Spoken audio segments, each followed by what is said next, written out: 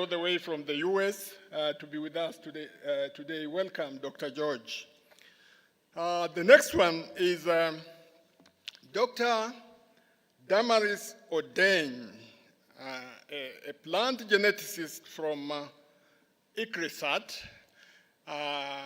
Join me again to welcome Dr. Damaris. And Damaris has also traveled a long way from Hyderabad, India, to be with us. We are very pleased to have you, Damaris. The next panelist is Dr. Deogratius Protas Masawe, Principal Research Officer, Tanzania Commission for Science and Technology from Dar es Salaam. Karibu, Daktari, karibu ndugu yangu. I apologize on behalf of Dr. Catherine Glassel, a board member of ATF who should have been with us here but had to leave because of pressing challenges. And without much ado, let me join the panelists so that we can keep rolling.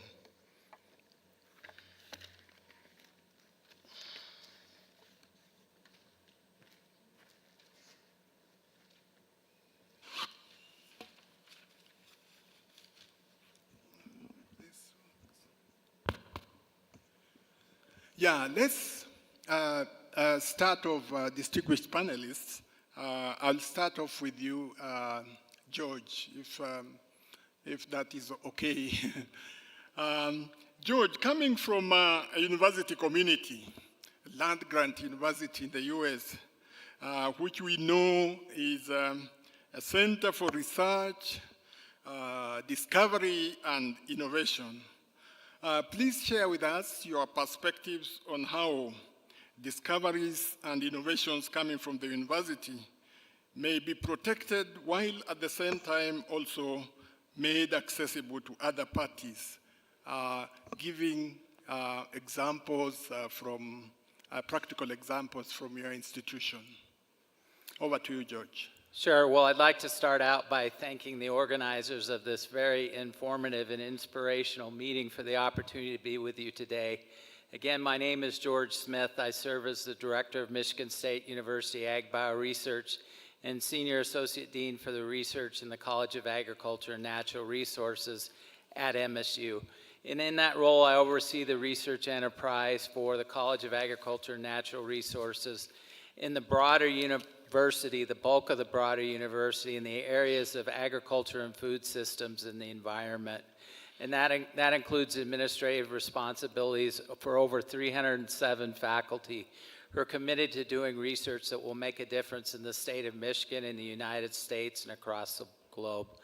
So I'm going to start out with a disclaimer. I'm not an expert on intellectual property. We have an office at Michigan State University that handles a lot of that. Everything from invention disclosures to patents to working with faculty when they have varieties that are ready to be released, to help identify source of fundings, to take discoveries through the proof of concept stage, and even helping faculty form their own companies. My office, however, does have the final sign-off in terms of release of new varieties, and after that point in time, they do go to our technology transfer office to handle that. So when we talk about IP and incentivizing innovation and smoothing the roadmap to getting technologies, new germplasm out to farmers who can really benefit from it, I think it's fair to say that at least in the Michigan State University perspective, for a lot of our entrepreneurs, for a lot of our faculty, for a lot of our researchers, this isn't considered the last mile, but sometimes in the process, but sometimes it is considered the most difficult mile and the most difficult milestone to get past. And I think there's many reasons for that. A lot of it is the inherent complexity. You know, there's different types of licenses, exclusive, non-exclusive, humanitarian licenses. Every licensee often has their own expectations in mind in terms of an agreement and what an agreement should look like. And that can create a very, very long, difficult process. And it's not uncommon where we've been in situations where faculty have work with researchers in other countries to provide varieties for testing through a simple material transfer agreement, and then had to wait a long time on the license. So how can we facilitate that process? How can we make that process simpler? You know, it's complex by nature, but I think there's a few keys. You know, trying to stress uniformity to the extent possible. Oftentimes, every country, every regions, every company has different expectations. If kind of uniform baseline agreements can be developed, that will certainly help streamline the process. I think putting some guidelines in place in terms of time for quick review and decisions so things don't get stuck can also help the process. And also keeping in mind the end goal, and the end goal is to help farmers. And if we keep that in mind and we focus on the fact that food security is a basic human right, and if we're trying to help farmers, if we're trying to help farmers feed their country and feed the world, if we keep those goals in mind, sometimes that will help facilitate the process. So I'm not directly involved, but I do get called into the process on many occasions to try to mediate, negotiate, and do what I can to push things along when things get stuck. In terms of examples here in Africa, I think MSU's been involved in licensing of a handful of varieties, and probably the project we're most excited about currently is the one you heard about earlier in the program today, the Biotech Potato Project. Yeah, thank you. Thank you very much. I heard you mention helping farmers several times, and I think the theme on Monday here was farmer-centric. I think you're quite spot on that. But moving on to Dr. Damaris Odeny. Damaris, as a geneticist from a CG center, many of us who have worked with the CG know that innovations from the CG are generally classified as international public goods. In other words, indicating that they are freely available. Would you assure us that indeed they are? And if not, maybe just tackle this question: how can intellectual property and licensing frameworks be structured to enable access to protected traits, germplasm, while also motivating the researchers to keep looking for solutions? Over to you, Damaris. Thank you. Thank you so very much for that question, but also thank you to the organizers for bringing us together here. As he mentioned, my name is Damaris Odeny. I work at the International Crops Research Institute for the Semi-Arid Tropics. I lead a cluster that works a little bit upstream of what those of us who are interacting with farmers on a daily basis are involved in. So what I lead globally is research on trait discovery, looking at genes that are important for important traits, but also looking at molecular markers that we can use to indirectly select for traits of interest and release varieties much, much quicker. Now, as you mentioned already, and I think George also already clarified that our focus is on the farmer. So all CG centers work on making publicly available all the varieties that they develop. In fact, ICRISAT, for example, works in collaboration with national programs to release varieties, and I think that's the same model for all the other CG centers. They'll invest in the research, they'll breed and select for related or important varieties, and then work together with the national programs to release those varieties. So they ensure that as much as possible that whatever they research on gets to the farmer and that the farmer uses it. Now, it does not just end with the varieties that we release. So that also has to do with everything. If we discover traits, if we publish, if we generate data sets, all of it is made publicly available. Now, if it goes directly to the farmer, it is relatively easier, especially when we're working with public institutions. But because all the products we develop are made publicly available, anybody can take them and use them. And in many cases, the private sector is quite interested as well. So they can also take up some of the things that we've published or we've researched and add value to it. But obviously, because private sector is investing a lot of money, they would go the way of commercializing those varieties. And so sometimes it might become a little bit of negotiating on how best to recognize the scientists who are involved, but at the same time, ensure that the farmers get what they need. The farmers trust us to deliver for them what they need when they need it, but sometimes the politics of who is being recognized may limit how they get that. But I think that has been addressed already by George. I think one of the things that I really wanted to emphasize also is that let's not forget how to incentivize the researcher. There's a lot that happens, especially now with things to do with genomics, gene discovery, gene editing. There's a lot of research that goes in the background.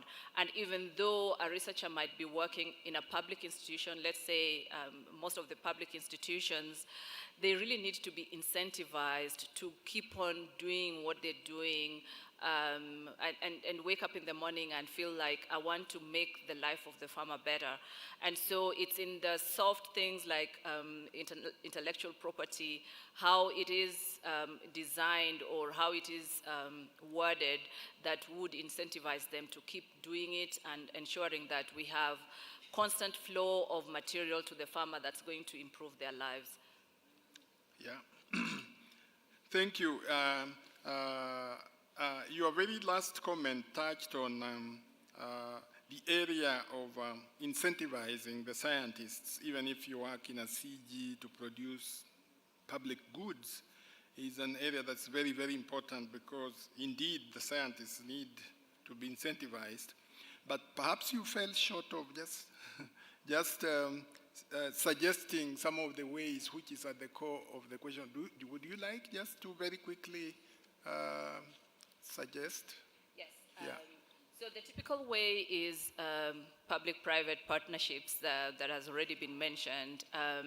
So working out a process where everyone from each of the sectors involved are involved in a room and come up with processes that recognize each and every one. So the farmer is recognized, the researcher is recognized, but you see, most of the research that is done takes quite a bit of money. So the donor, or if it's the private sector, is involved in that same room to ensure that everyone that was involved across the pipeline is taken care of. Mm-hmm. And George did mention different types of licenses that are available out there. So typically for the CGI centers, which are publicly funded, most of the licensing would be given exclusively. So someone would take and has exclusive rights to utilize them and ensure that the farmers also have access to everything that is developed. But there can be cases where, depending on the case, whether it's a trait, whether it's a variety, who is going to utilize them, you might want to add other clauses that ensure that, there's still benefit that goes to each one that was involved and that the whole process is not exploited. I think one of the good examples I can give right now is the work that Corteva and the CG centers are involved in terms of looking at striga-resistant, developing striga-resistant varieties. So the innovation was by somebody else. The gene was discovered by a researcher, and then the company Corteva has come up with gene editing protocols, and then licensing has happened in such a way that the incentive or the subsequent benefits can be shared across all the partners involved, but at the same time, the farmer is having access to varieties that will improve their yields. Thank you very much, Damaris. Coming to you, Dr.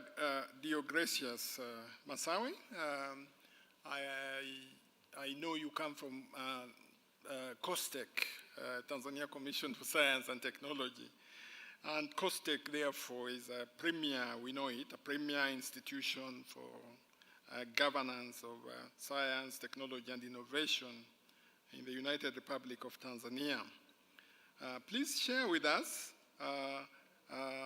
options or frameworks that exist at COSTECH for managing IP in a way that facilitates access to those innovations while still, of course, making sure that innovators are also motivated to continue searching for newer options. Over to you, Doc. Thank you, moderator. My name is Deogracius Protas Masawe from Tanzania. I'm working with the Commission for Science Technology based in Dar es Salaam. The core mandate of the Commission one of the core mandates is to provide research and innovation funds to researchers and innovators. So that has been taking many years. I just want to share one of the case studies. In 2020, the Commission conducted a research. It was kind of the audit of all the funded projects for the past 10 years. How many projects had the viable products that were protected and commercialized.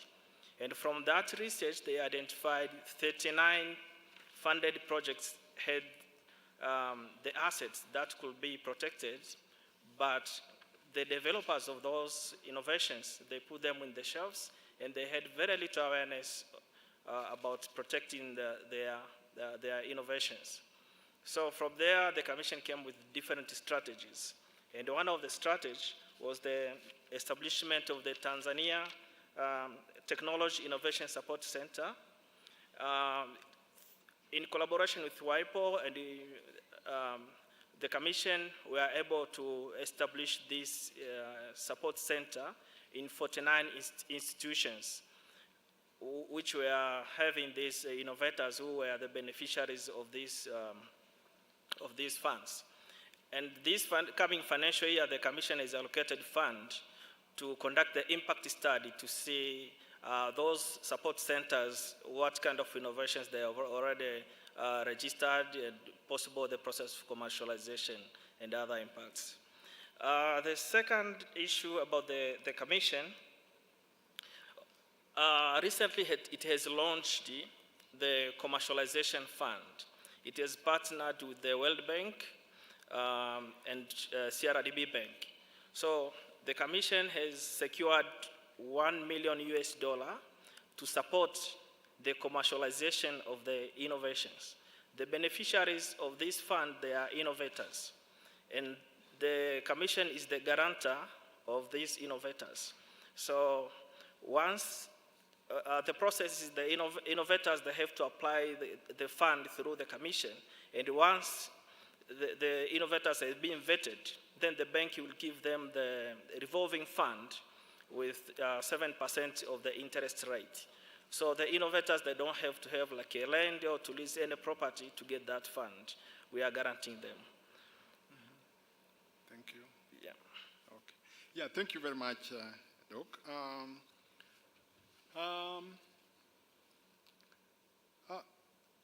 I think that was just maybe whetting the appetite of the audience.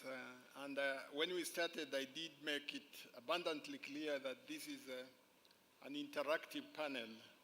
And now I'm moving over to the audience for your input, for your comments, If it comes in form of a question, that is fine. You can direct it appropriately to the panelists. But comments and any other intellectual input around this subject is very welcome. I want to look out by a show of hands. Okay. I see you, Prof. Any other hands so that we pick them and then the panelists can respond? Okay, Professor Fireu, you have the floor.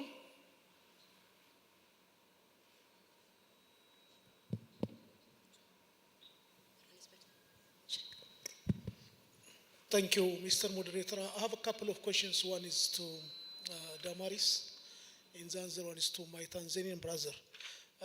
Actually, CGR is normally a public-funded organization. It's a consortium. And you normally give free of any property rights to anyone. It can be a private company, it can be an individual farmer, or it can be any public organization. What about if, as an example, it's just I'm setting the scenario, a private company takes material from you, get it registered, and asks for plant breeders' rights? Really, what are really the terms and conditions for CGR to give freely of any intellectual property right, while after a while, a company taking the genetic resource or advanced material from any of the CG centers and apply for intellectual property rights, if there are any cases. And I would like to see also the versions of intellectual property rights that you have at CG.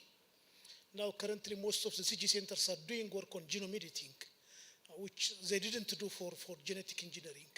So in genome editing, you can apply also patent on some of the traits, basically, and how that's being handled. For my Tanzanian brother, I would like to see your, we have ARIPO, African Intellectual Property Research Organization in Africa, and what is really the relations that you have in getting any sort of, governance, technical support, or administrative support. Thank you very much. Okay, thanks. Any other input? Yes, Yeah. Thank you. My question is to my sister over there. I think it's also about intellectual property. I want to know more, what are your specific suggestions for making incentives available to inventors across the value chain? Do you have any specific examples? Because it's a major challenge across the board when you're talking about innovators. I want you to give you some, because I'm interested in it. Thank you.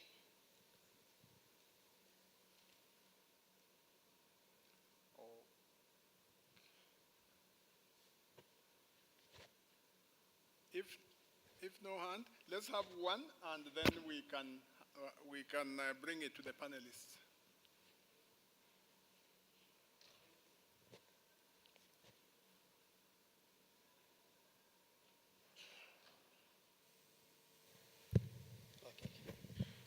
Yeah, thank you. I think my question or clarification is directed again to our sister, Damaris. This is in regards to the same question that my brother has just asked, but just a follow-up. When you say about the researchers and these innovators should be incentivized, of course, to encourage research and support of farmers in technology, does it mean currently, as it stands, there are no incentives? And in that particular respect, who do you want to incentivize these researchers? Is it the government, the policymakers? Is it the farmers? Is it all of us in this room? So maybe from that perspective, we may be able to understand so that even the policymakers and other stakeholders in this room and elsewhere in Africa can be able to really understand, because if indeed the researchers are not incentivized, then it is something that we really need to address, just like yesterday. Thank you so much. My name is William from Kenya. Okay. Yeah, thank you, participants. Those are like 3 questions. Oh, 4. 3 of them are directed at your sister. If I were you, I would direct them to your brothers because there are many, but that's fine. We will have Damaris respond, and then we will get to Dr. Deogratius. Over to you, Damaris. Yes, I was just saying, don't worry. I'm strong. I'll manage. Okay. So thank you for those questions. Your first question was on whether there are examples where private sector has added value to a CG germplasm and released it. Was that the question? Okay, let me address the question that I think I understood better. The first one was patenting, or if the CG can patent genes, right? Yeah. I think patenting, if the CG has room to patent, so there are different ways that patenting can happen. Now, the typical way that a CG center can patent if they discover genes, and they can do that. You know, when you discovered something, you can patent it, but you patent it with clauses that makes it available. So the typical one would be they patent and have their name as the originator of the innovation, but make it available so that it's available for use. But the challenge is, you know, most patents, you know, they run out after some time. So after that, then nobody needs to acknowledge you in the use of that particular patent. And yes, there's a lot of genes that are being discovered now by the CG centers, and yes, they can patent it. But I think in most cases, they don't, just because the process can be too long and it's not worth it because they're not really getting money back from it as such. In most cases, it's publicly funded. But yes, they can patent. Now, I did not understand your second question because what I thought you were asking was, what happens if the CG has released a variety and a private sector comes and adds value? The thing is, once you release a variety and it's out there and you have you have not indicated that no one can use it, then anybody can use it. But typically, it will not be of interest to the private sector to just take it and release it as it is, because once it's already released in a market, it would have to be better than what was before for them to be able to release it. And typically, what they'll do is take what is existing and add value to it. Obviously, if they add value to it, they've contributed to it. And most of the time, they will recognize. I think the private sector is in most cases, they're very careful in recognizing the innovators of the innovation. And so there are many cases where the original innovation or the original variety was released by the CG, was done by the CG centers, but the private sector took it and added value, recognizes that the germplasm was originally from the CG center. That's totally fine. At the end of the day, we are all trying to work together to make sure that the farmer gets that which has more value. But by the way, the germplasm that the CG centers maintain are also freely available to anyone who requests for them. It can be from the private sector, it can be from the public sector. If it's from the public sector, they will provide freely. But if it's from the private sector will add a little bit of money, but they have access to it. The other question was, what kind of incentives are we expecting to innovators? And it's just those small things like, I think a few governments have given bonuses to breeders when they release a variety, or just give you funding to enable you to be able to do whatever you're doing best, so that you have something to show at the end of the day to the farmer when you go to the farmer, or in the licensing, in the way that the licensing is worded. If you are the one who developed the varieties, you would expect that in the discussion, I was talking about public-private partnerships, that you are forefront in that discussion, that discussion involves you, and you decide how you want that innovation to be used. Of course, within the guidelines of your institution as well. But I think one of the things that affects or demoralizes innovators, especially from public institutions, is that sometimes you really have good ideas that you want to implement, but there may be no funding to support your work, to enable you to get to the point where you are presenting that product in the way that it will be beneficial to the farmer. So those are things that can demoralize innovators quite a lot. But even when you have all the funding you need, you want to be recognized in a way that does not challenge the innovation that you have come up with. I think there was one last question. I think I needed clarification from. Okay, we will give him the mic, but your brother next door wanted to also shed some light. Yeah, I'd like to comment on the incentivization question, and my esteemed colleague hit on a lot of the key points. But I think ways to incentivize innovation and discovery are absolutely critical. And there's many elements to that. One I would say is when there is a significant discovery, don't let it be a secret.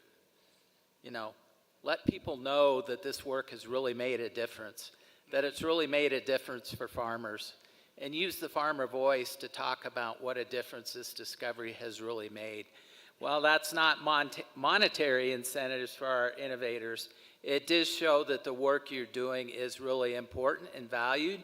That also helps with government officials and policymakers as well.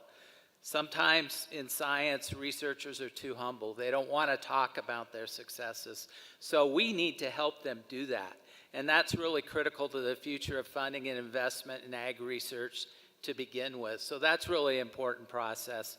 The second is, like my colleague talked about, like I mentioned in my introductory comments, providing those funding sources to take that initial discovery to the next step, to really show that it can scale, or maybe to provide that proof of concept data that there really is a benefit in terms of traits, whether it's yield or disease resistance or whatever it is, to help get those discoveries to the next stage. You know, if our innovators are left all on their own to figure this out, that's a very, very difficult path. And that path is going to stand in the way of the discoveries that our farmers need. Thank you. Thank you. I think we will have Dr. Masawe respond to the question, and then time permitting, we'll ask Prof to recast the question in a straightforward manner. Yeah. Thank you, moderator. So the question is, does COSTECH collaborate with ARIPO? Just to clarify, COSTECH role in IP is to support and promote the protection of the innovations. So it does that by collaborating with other institutes in the country, which is one of which is the plant breeders' rights for registering the developing new varieties or imported varieties. And also there is another institution called the Business Registration Licensing Authority, that's BRELA. So all of these, they collaborate with other international institutions because we are not on the island. So we work together with the other international institutions like the ARIPO, we work with WIPO, ASARECA, UPOV. So all of them, they are affiliated with us, and we do work together. Thank you. Oh, okay. Prof. Fireu, you have I'll give you latitude to speak again. Yeah, but I think to say direct your question to Dr. Damaris one more time. I know Damaris is my good friend. I can talk to her, if there is, dear moderator, an issue of time, basically. But I think my question first was, if a private company takes any genetic resource from CGR centers and commercialize it without adding any value. That was my question. But the second one is, because now, in the earlier days, CG centers have never been engaged in gene discoveries. And now the CG systems are working on previously developed IPR system. Now the science is developing so fast, a number of traits are discovered, the genetic background is known. CGR centers are working very well in genome editing. I wonder whether really the previous system on IPR and CG will be functional currently. I would like you to give a comment on that. Yeah. Thank you, sir. Thank you. I hope it's clear at this time.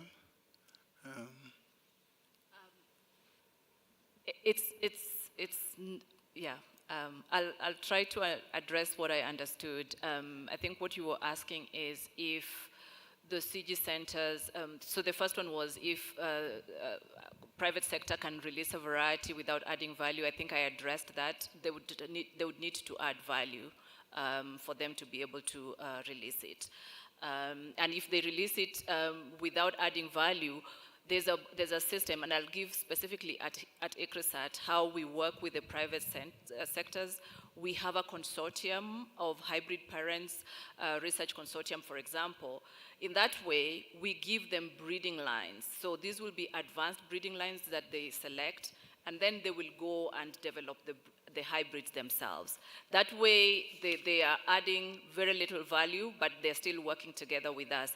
But they do contribute to that pool. So that's an example that I can give. The second thing that you were saying is the CG centers now are working more like the private sector in terms of trade discovery. The thing is, the reason that the CG centers are funded is for them to do higher level research and support the national systems. And so if they are not moving with the innovations, then they become irrelevant. And the truth is, at the moment, the innovations are moving really, really fast, that if they do not, if they're not playing at the top level, then they're going to be made irrelevant. Yes, they do have the germplasm, but they need to add value to that germplasm before they give it back. When you go to the farmer and collect the landrace that the farmer is working with, and the farmer is only harvesting 20 kilograms per hectare, they expect that you will take it back and they can make profit out of it. So you can't just maintain germplasm without adding value to it. That's why research is necessary. Thank you. Yeah, thank you. Thank you very much. I know the program is really, really packed. So far, the interaction has been very good. I would like us actually to move to a close of this first panel. And maybe before we move back, maybe I can allow just 30 seconds, each one of you, to make any comments, any last comments on intellectual property and licensing frameworks to enable access to traits and germplasm. This time, maybe we can start with Deogratius and we go like that. Eh? Thank you, moderator. So my comment is we have to keep creating awareness to breeders, innovators, and this young generation about the importance of protecting your innovation, because what you protect, it is what will help you in your future. Thank you. Yeah. How about you, Damaris? Yeah, thank you so much. I believe that the more successful path towards maintaining innovations active and releasing good varieties to the farmers and keeping the farmers happy is when we have not just public-private partnerships, but when we have public-private farmer partnerships. And so let's really focus on that, that whenever we are discussing those licenses or rights that have to do with varieties that we're about to release, that we actually have farmer voices in there. You can imagine you spend 3 years trying to negotiate licenses for something that the farmers may not even need. So let's have we talk about PPP a lot, but let's have FPPP in those discussions as well. Farmer-centric, eh? Thank you. And Dr. George? Yeah, as I meet with our next generation of faculty at Michigan State University, I'm continually impressed by their commitment to doing research that will really make a difference. Truth be told, the reality is in my country, you can make a lot more money working in industry than working in academia. So typically our faculty that choose a career in academia, it's because they want to do farmer-centric research. They want to do research that really makes a difference. And they want to have the freedom to pursue their own ideas. So we owe it to them to incentivize the process, to remove the barriers, and allow that, immense creativity and potential to be realized. So that means facilitating connections with farmers, smoothing the road in front of them to take their discoveries to application to the extent possible, and making sure they understand that their efforts are rewarded and they're important and appreciated. Thank you, indeed. Thank you, ladies and gentlemen. Participants, please join me in applauding the panelists.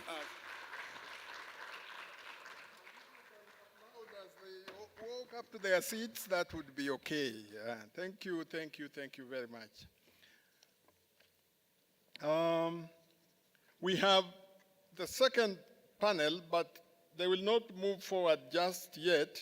We will have an interlude of a showcase on mechanizing the last miles, a viable all-terrain machine to unlock rural food production. And these will be showcased by Mr. Eric Lane, the co-founder and principal at Prosperity Systems. A round of applause to Eric as he joins.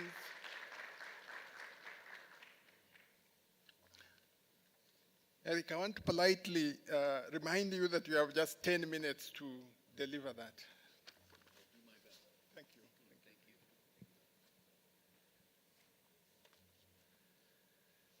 Thank you. It's great to be in Rwanda. Your Excellency, any honorable ministers, distinguished delegates, scientists, innovators, ladies and gentlemen, all protocols duly observed. I wish to thank AATF and the Ministry of Agriculture for this opportunity. And before I start, if you could raise your hand if you work directly with smallholder farmers. Okay, I have some friends in the audience. That's great. My name is Eric Lane, co-founder of Prosperity Systems. We have developed a multi-purpose agricultural vehicle that does not need roads to provide transport, crop transport, and light mechanization duties. Our story starts with two world-class engineers who developed vehicles that made history and pushed the limits of possibility. Each of them was interested in developing a very useful farm vehicle for Africans in need, and I said, wait, stop. And they said, why? I said, we're not going to make the same mistake that everyone else makes. I said, look what's on this piece of paper. Nothing. We know nothing. We need to find the people who can fill in this page so that you know what to do. And it turns out, long story short, it was very difficult to access true information about smallholder farmers. We didn't have money to travel here or live here, and so we found the people working with farmers on the ground in several functions in several countries, and we asked them what the challenges were, what they needed. We designed, we engineered, we came back, we got feedback. We asked them some more, what are your constraints? And at one point we had an entire vehicle developed. And we threw the whole thing out, all the parts, and started all over again, because it wasn't close enough to what the farmers and the businesses needed. We've done that twice, and now we're ready.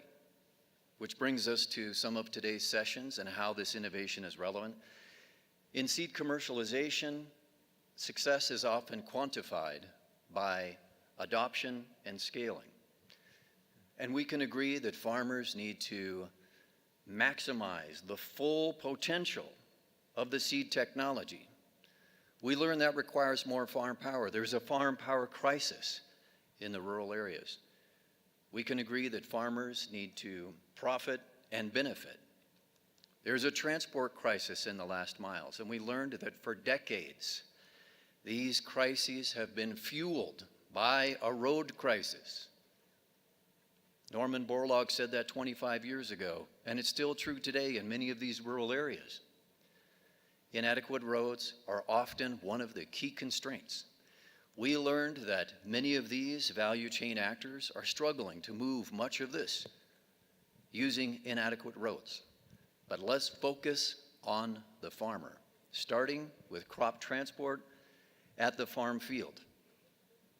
Different regions, different farmers, different situations, but in general, these transportation methods are multiple times the cost per ton kilometer versus a truck.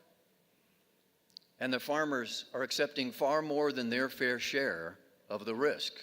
So we learned that the poorest people are paying for the most expensive transport per ton kilometer in Africa, and we were asked, what can you do?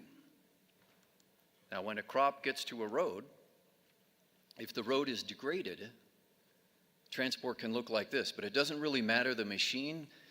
Transport on a rugged road is up to 4 times the cost versus a paved road. And so we learned that in many regions, this is first miles transport. And we learned that it's slow, expensive, inefficient, and damages crop. And these compounding costs and losses impact the entire value chain. You know the consequences far better than me. And we were asked to develop a tool, a machine that can help transform this into this. A direct transportation link between the farmers, the buyers, the value chain, the digital value chain, hauling twice as much, twice as fast for half the cost in these road-challenged areas while doubling the number of farms accessed.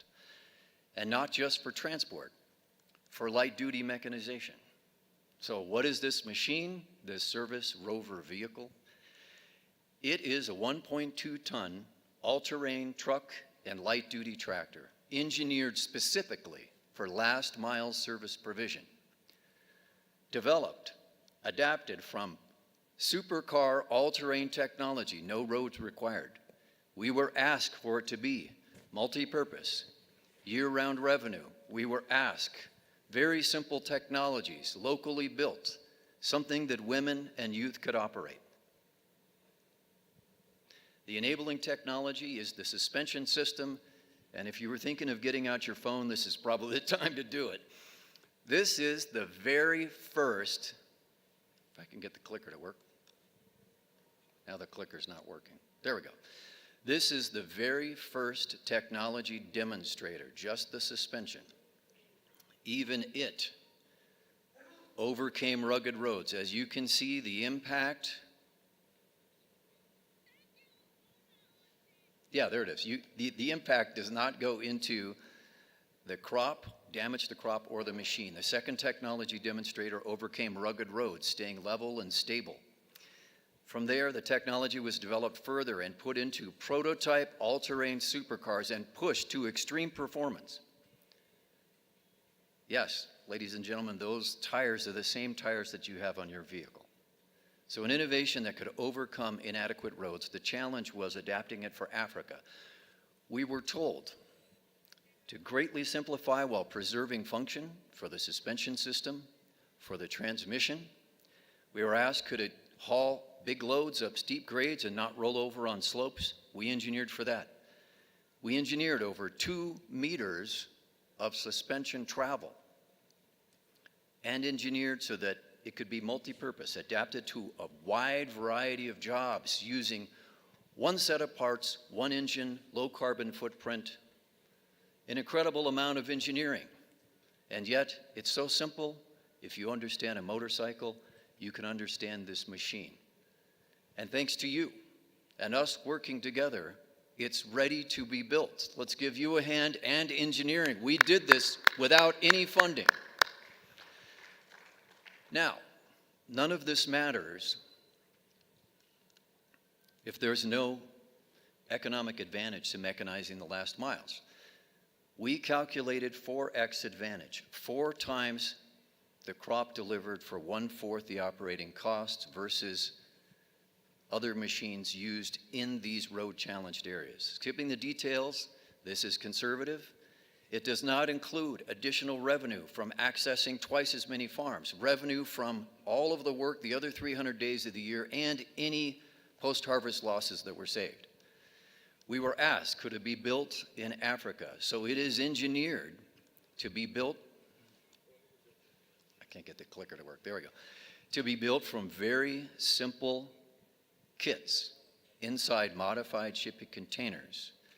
Together, these can become a fleet kit system for rural areas. What can we do? We can sell the rights, supplies, and support for businesses to build and maintain their own fleets, specifically for last mile service provision to rural farming communities. How can we do this? How can we do this? One way is to source all of the parts globally and in Africa where we can, and then assemble the fleet kit system in industrial areas and distribute it to large crop buyers who can then build and deploy them into the last miles for the benefit of their business, but especially for the benefit of the smallholder farmers. Now, this framework is intentionally very simple so that we can work together to best adapt it for your region and elaborate it to attract an ecosystem of partners who stand to benefit. This is modular, scalable, but most importantly, it pushes essential machines, facilities, jobs, and opportunity into the rural regions where they're desperately needed. All of this can be summed up in our solution set for the vehicle, which is highly aligned with the recommended strategies for sustainable agricultural development, sustainable agricultural mechanization, developed by the FAO, the African Union Commission, the MAMO panel, to help governments and donors accelerate progress against their targets and SDGs. My personal opinion is I believe this kind of alignment is rare and essential for sustainable development, which brings us to a call to action. Here is an innovation, thanks to you, that can be put to work, increasing agricultural productivity today using today's infrastructure, technology that can help accelerate adoption and scaling of seeds, technology that creates the physical transportation networks that the value chain needs to flourish in the last miles. And speaking of the last miles, we've gone as far as we can on our own, without partners. We need you to come up, introduce yourself, don't be shy. We need your expertise, your collaboration, your guidance. Let us build trust and mechanize the last miles together. In the words of President, His Excellency, President Paul Kagame, to turn agriculture into a business dictates that we modernize it. Thank you so much for your attention.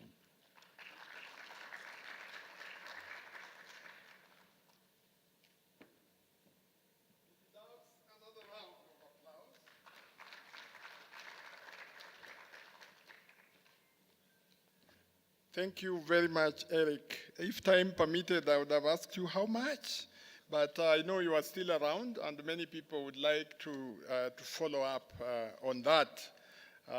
And so I encourage them to interact with you over tea so that we can see how we can get that into agricultural fields. ladies and gentlemen, keeping time and without much ado, I want now to take this opportunity to invite the second panel to step forward. And I will start by inviting His Excellency Ambassador Professor Mohammed Kar, a board member of AATF. And as you can see his credentials, Professor Kar is a diplomat, an academic, with also technical expertise on IP management. A round of applause to Professor as he comes forward. Welcome, Prof. The next panelist is Ms. Kezia Chomba. Kezia is a legal officer and IP and licensing expert at the African Agricultural Technology Foundation.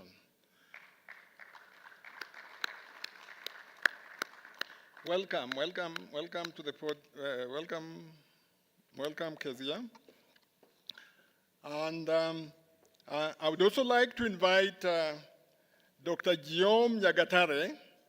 Dr. Nyagatare is the principal of the College of Agriculture at the University of Rwanda here in Kigali. Round of applause.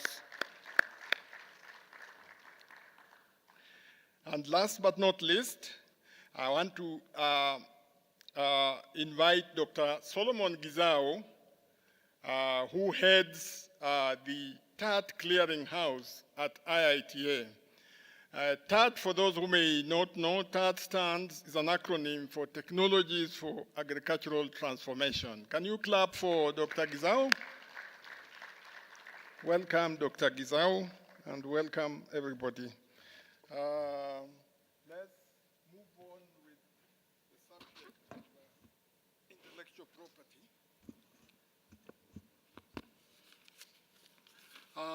I'll start with you, Ambassador Kar, and the question before us is, what practical steps can we use to ensure that African researchers, and by extension, African farmers, benefit from protected germplasm or protected traits, and African farmers need actually resilient crops now that we live with the reality of climate change and food insecurity. Over to you, Ambassador. Can you hear me? Yes. Yeah, a very good afternoon, and thank you, moderator, for having us in this panel. It is indeed an honor and a pleasure to join you to share some few thoughts on how African researchers and farmers can truly and meaningfully benefit from protected germplasm and proprietary traits, particularly as climate resilience and food security become increasingly urgent. I will draw from our shared experiences and want to emphasize 3 practical steps that I believe should move from policy intentions to real equitable outcomes. First, I believe that we must align intellectual property systems within our African context. I think that is very important. At the WTO, we have what we call the TRIPS agreement. This agreement provides opportunities and offers flexibilities like research exemptions and the options for sui generis systems for plant varieties, which should be fully leveraged. And we've seen this in different continents, in the European Union, in Switzerland in particular, where harmonizing patents and plant breeders' rights can also safeguard a very important element, which is the traditional breeding and the rights of our farmers. Our African countries, I believe, must adapt these models to strengthen legal certainty while promoting local innovation. The second point that I wanted to share is we must invest in inclusive licensing frameworks. The emergence of the open source seed models, like the Open Source Seed Initiative, gives us ample evidence on how to practically enable our farmers and researchers to share and improve plant materials freely. Such models of licensing, building on the cooperative spirit of open innovation, I believe can create an enduring pool of shared resources that will strengthen food systems and from the ground up. And third, we must, and I emphasize, we must build local capacity, and it's good that Prof is here from the universities. And local capacities can come not only from the universities, but from a variety of pathways that we must handle. Specifically, legal and technical capacity is very important for us to strengthen legal and technical capacity within our research institutions and our growing seed enterprises. And I believe this should include making sure that we empower the actors and agents within these institutions with the skills and competence to be able to negotiate fair licensing deals and to manage germplasm access in a responsible and ethical way so that we can ensure that IP protection does not become an obstacle to innovation. It should actually enable innovation. So I will leave you with these few thoughts. First, we should leverage TRIPS flexibilities to protect our local interests and adaptability of our climate. Two, we must promote inclusive open source licensing models that democratize germplasm access. Third, we must build institutional capacity to negotiate better and steward IP rights effectively with the farmer at the center. And we must protect the rights of our farmers and more importantly, traditional knowledge. These are very essential to ensure that we have an African-led innovation IP ecosystem. It is important that we all work together to ensure that protected germplasm becomes not a barrier, but a shared resource for Africans' climate resilience future. And I'll stop there for now. Thank you, Ambassador. We now move to Madame Kezia. Coming from AATF, we are aware that AATF has been in the business of technology transfer for a little over 2 decades now. How has your organization been navigating the complex terrain of IP management to facilitate delivery of protected technologies for the benefit of resource-poor farmers in Africa? Thank you, Dr. Nangayo, and good afternoon to all of you. So AATF is a tech transfer organization, and ideally what we do is we source for innovative agricultural technologies from researchers or research organizations and bridge that gap to ensure that those technologies reach the farmers. Otherwise, the outputs will be left at the shelf. So what has AATF's experience been like? One thing that we realize and recognize is that there are intellectual property systems that are already in place, and there are institutions, organizations who recognize these systems and are protecting rights, but at the same time, there is a farmer who wants to access these technologies.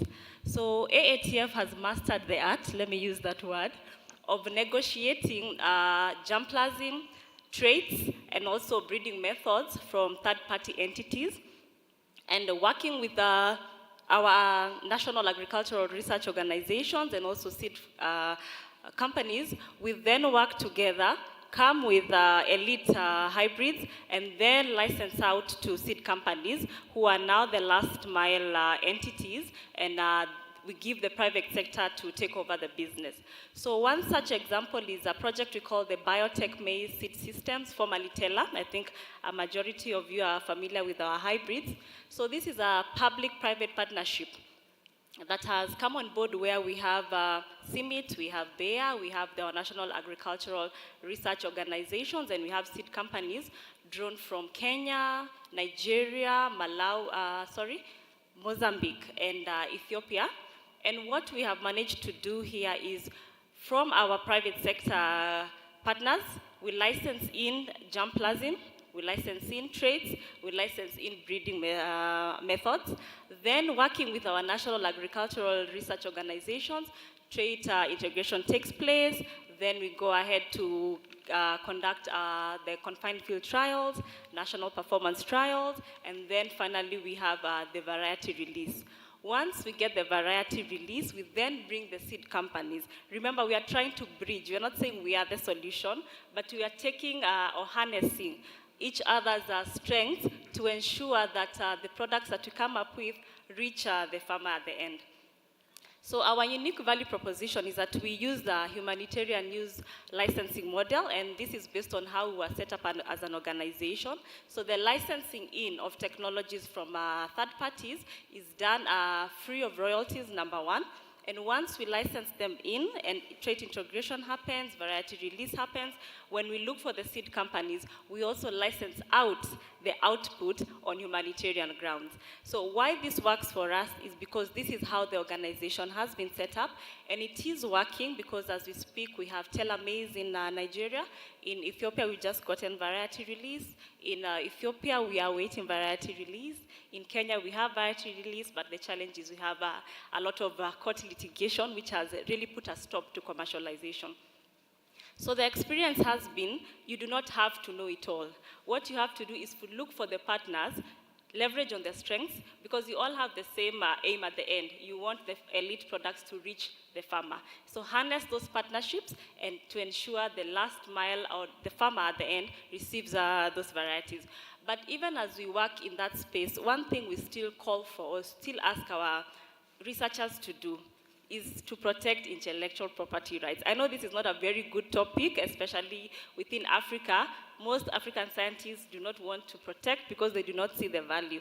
But what is on the ground is that organizations, both public and private sector, are actually using intellectual property systems as a method to get money, number one, and it is making business sense.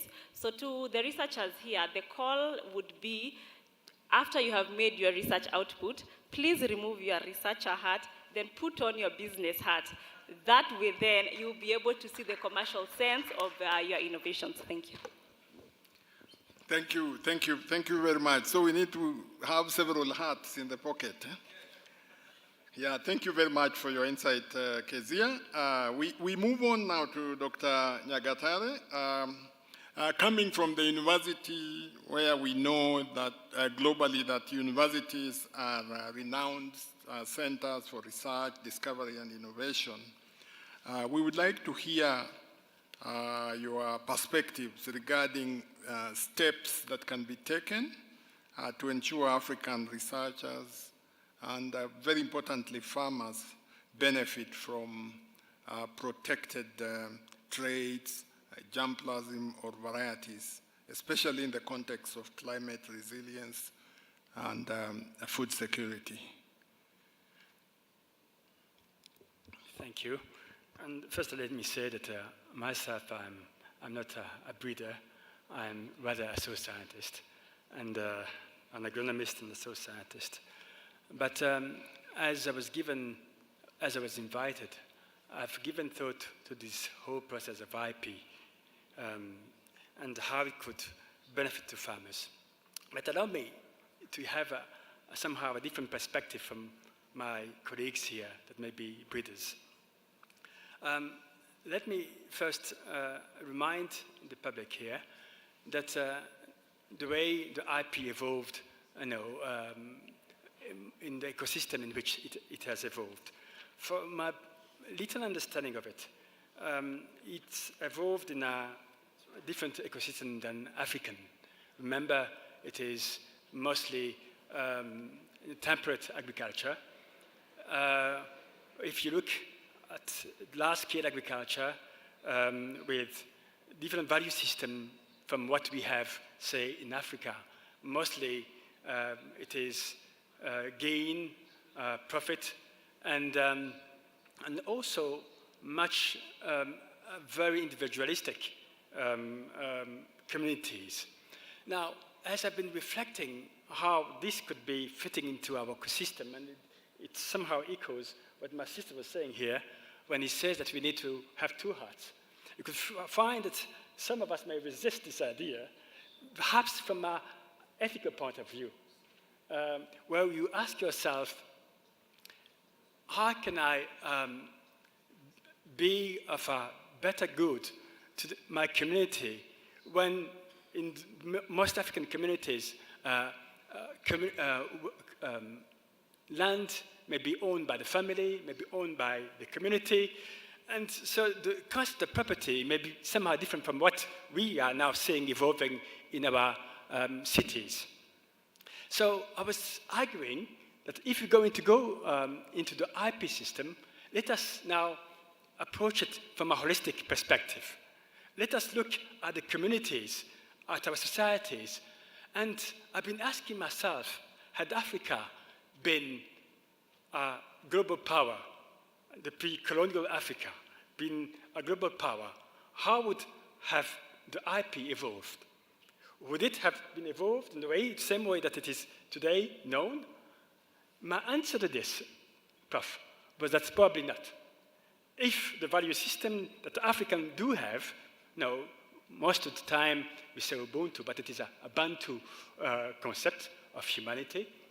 I tend to argue that had African value system come to spread in the world and to, I won't say dominate because the word dominate is, I don't like it, but say has come to be an equal partner in the way ideas are adopted, I doubt that the way IPs are developed today will be also the way it is today. And therefore, I've very much appreciated when I heard Ambassador talking about this open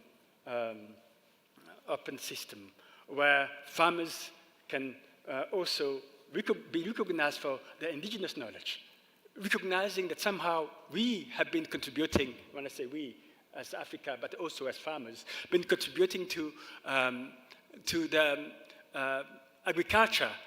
Let me give an example, for instance. I am from mostly working on soil health and regenerative agriculture. Our last results, we've been looking at where we combine crops, where we look at the way disease evolved in a system which is where we have many crops. We could see that somehow the disease that we may have in potato, beans, or potato may tend to decrease. And then, of course, this is a knowledge that usually farmers do have.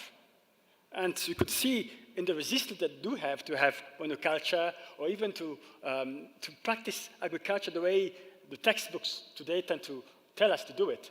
You could see that that knowledge itself is probably a knowledge that's been shared by many generations.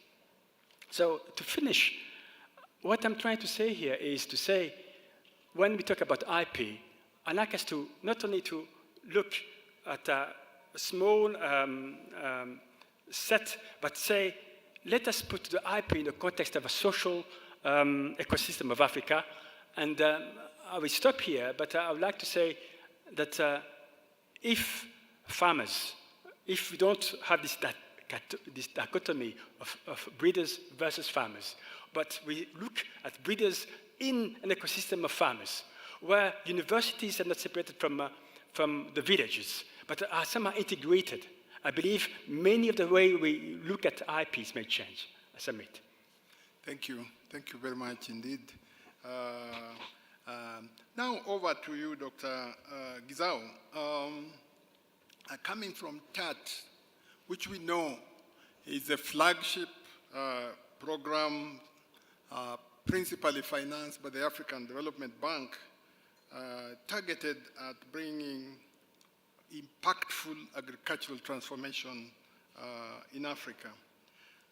Please share with the audience how the TAAT program has been living to this billing. In other words, how has TAAT program been ramping up deployment of technologies to farmers across Africa? Thank you very much. Thank you very much. Let me start with the acronym TAAT, as you said it. TAAT is Technology for African Agricultural Transformation. This is a program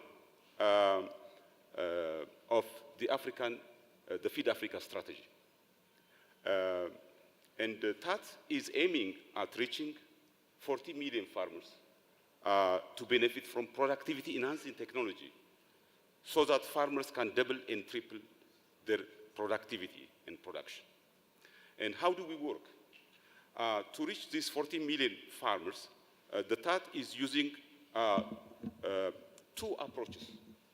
One is, as you all know, TAAT is a consortium of CGR centers, all operating in Africa, and also advanced research institutes like AATF. And we source the best and proven technologies from these advanced research institutes and CGR centers and NARS, and we profile these technologies, and these technologies are now available in our e-catalog. Once we have these proven productivity increasing technologies, we have developed a system for the TAAT to reach these 40 million farmers. We are working with the international financial institutes, primarily with the African Development Bank and Islamic Development Bank, and recently with the World Bank and IFAD. And our approach is, if you take African Development Bank, annually they give in the form of concessional loan and grants to African countries over $3 billion for agricultural development. So what we do is, when these such large-scale investments are coming to African countries, we participate in the design mission of these projects. And we make sure that during the design missions, we make sure that these proven evidence-based technologies are integrated into the agricultural development plan. And once this plan is integrated, to reach to farmers, we work with the National Agricultural Research Programs, we work with the NARS, and our technology providers will demonstrate this technology in the intervention area, one, to show best practice in the intervention area, and also we give technical assistance in terms of building the capacity of extensionists, seed companies, and work also with agro-leaders to make sure that these proven technologies are reaching to farmers. How do we do? When we participate in the design mission, and we focus first on the country priorities, at least 5-year term plan, and we develop a seed system and seed roadmap to make sure that the quantity of seed required for the coming 5 years are produced in sufficient quality, at affordable price, and timely. These 4 important things are critical if the farmers to access these improved varieties annually with the right quality, consistently, to make sure that this agricultural transformation is happening.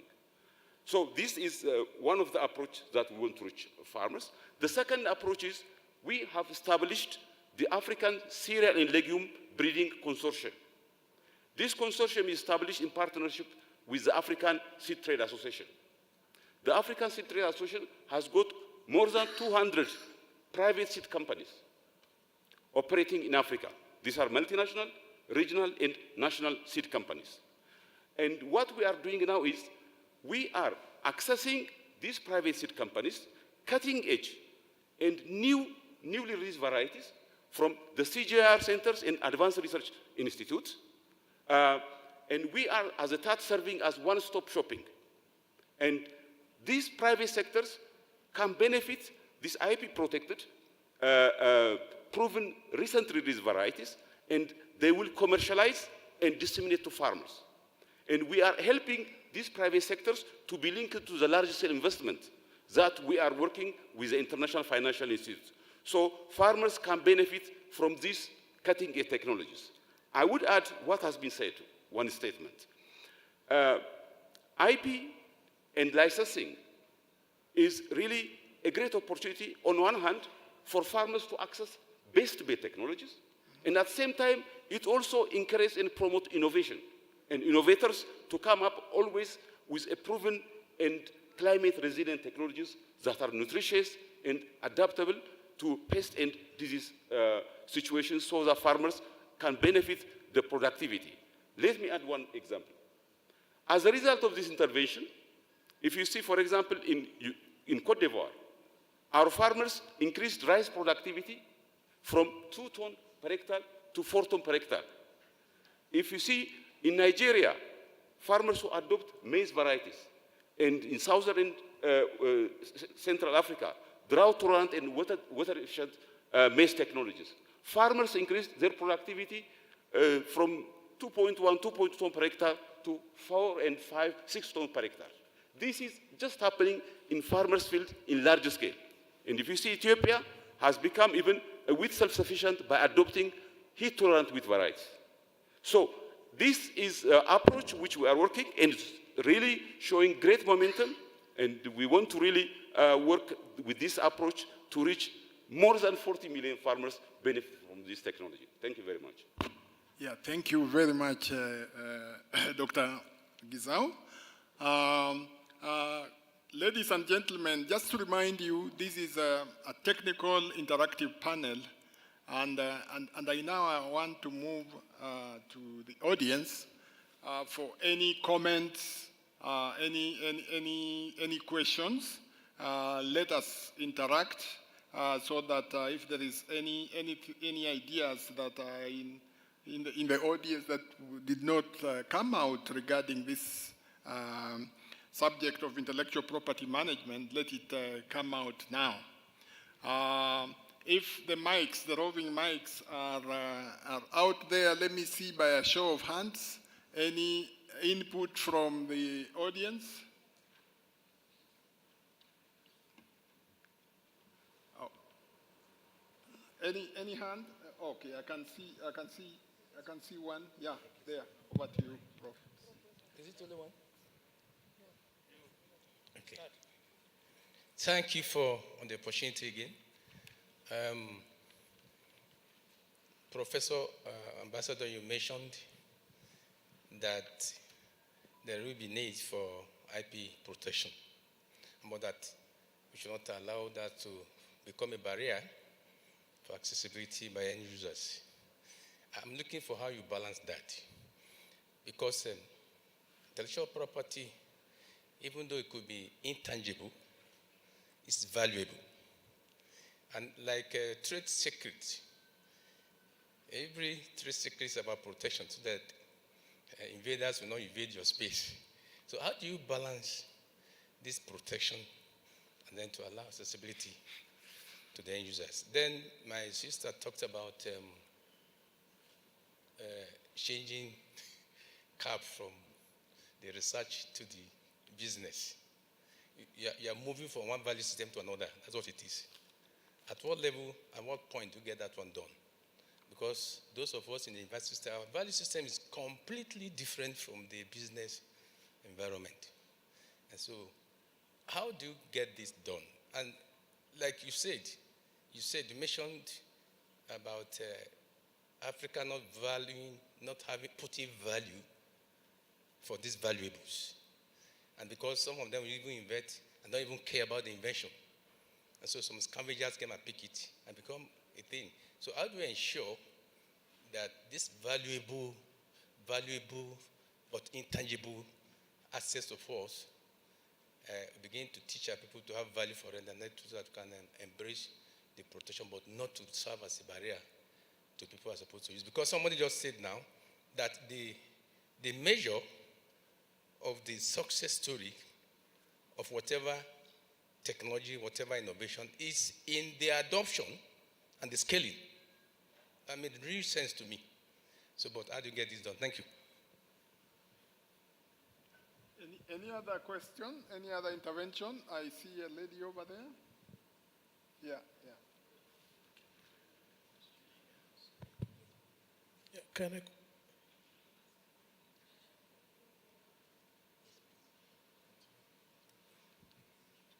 Thank you very much for giving me this opportunity. I have one question related to IPR, especially most African countries a member of WTO. My question is, WTO, in WTO, one of the WTO convention is TRIPS. TRIPS directly talk about sui generis or breeders' rights, but there is no a single provision talk about traditional or indigenous right. So how to protect indigenous right for farmers? I ask for Kizia. I think Kenya is a member of WTO, so answer this question. Thank you. Okay. Professor Fileo? Yeah, I think thank you for very good reflection from the panelists. Actually, my question is forwarded to His Excellency, Ambassador. You have been advocating and addressing for open property rights system where African farmers can really easily access technology.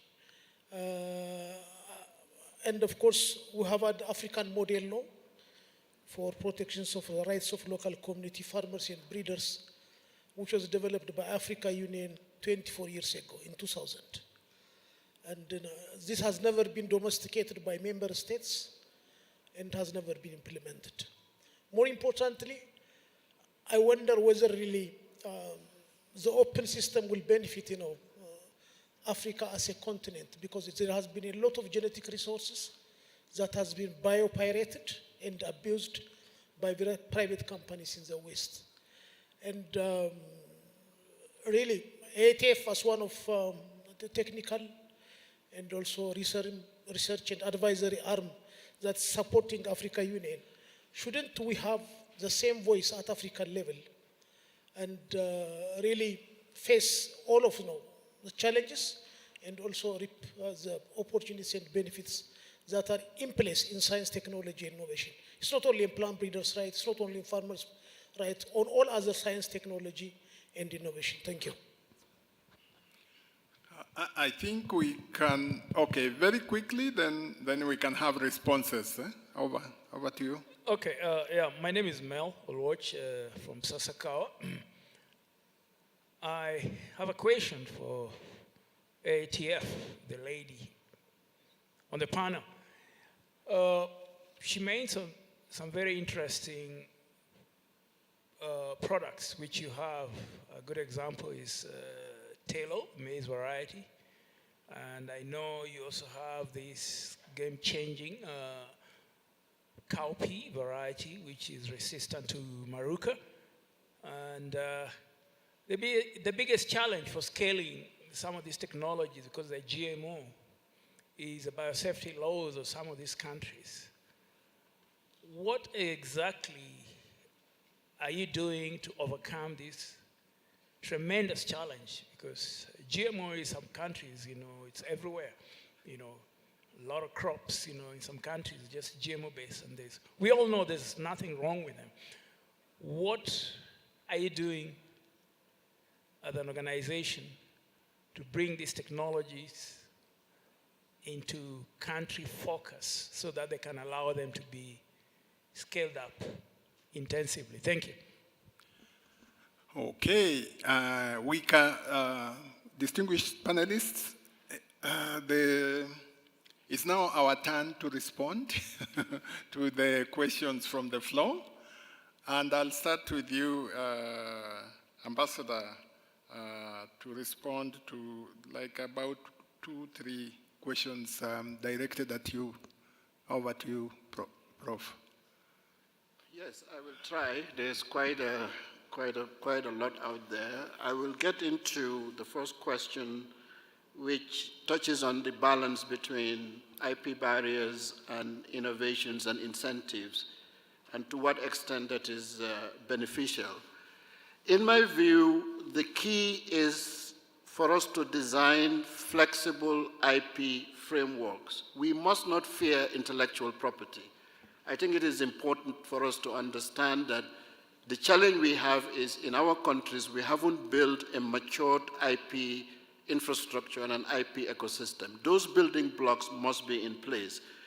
And when we do that, we must be able to provide strong protection and wrap it around incentives with private investments and innovation so that we can ensure equitable access for smallholders, researchers, and indigenous communities. Access is key, and how do we make access equitable and ethical?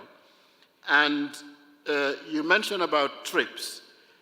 TRIPS comes with flexibilities, and these flexibilities provide researchers and breeders exemptions and compulsory licensing. We must certainly develop these sui generis systems for plant varieties that will recognize the rights of the farmers. That was why I said in my early openings, the importance for us to build capacity of competencies around IP negotiators. We must also promote ethical and tiered licensing mechanisms and models so that we can harmonize use clauses that will be beneficial and not disadvantage our smallholder farmers. So strengthening the local capacity so that we can negotiate fairly licensing is very, very important. I mentioned about support for open source seed initiative. This can keep germplasma accessible for local innovation. What is important is ethical licensing and partnerships.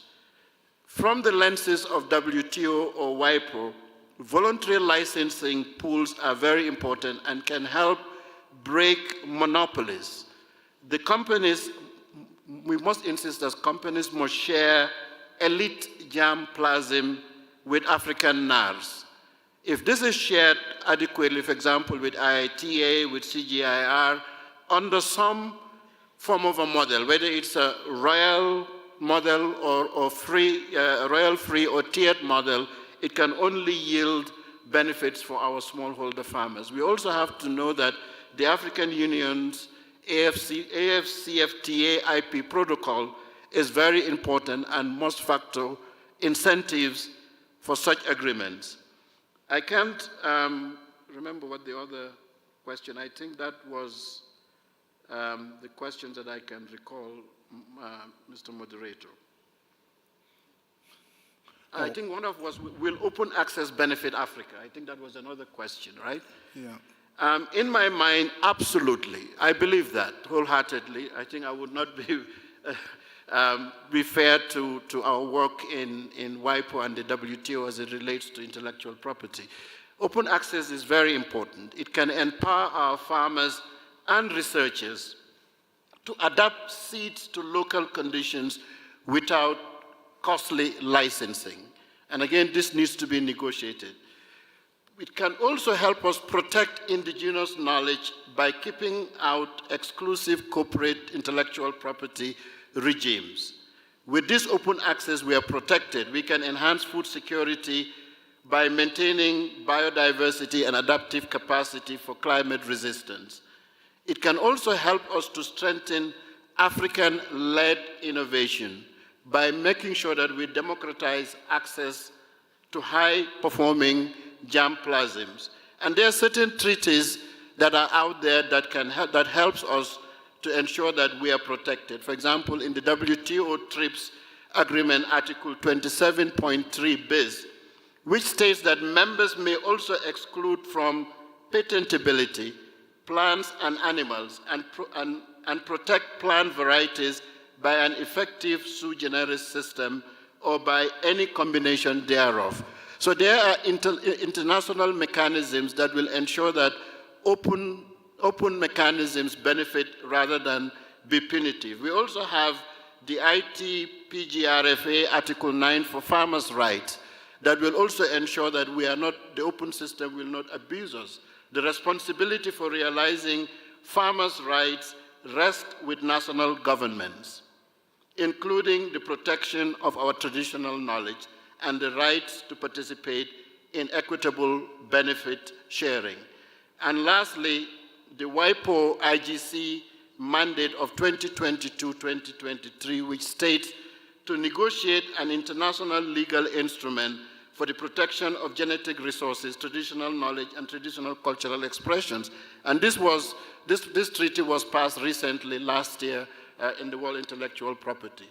So I must say that I am a proponent and an advocate of open source and the fact that we must not fear intellectual property. It can only yield benefits, particularly if we are intentional to build the ecosystem and the IP infrastructure in our countries and make sure that the safeguards and the guardrails that put farmers' rights at the center, and also making sure that indigenous and traditional knowledge are not abused and are taken into consideration, and to use the existing conventions that exist and urge our countries to subscribe to the treaties that exist. Thank you. Yeah, thank you. Thank you, Ambassador. I will let Madame Kezia to respond to the question.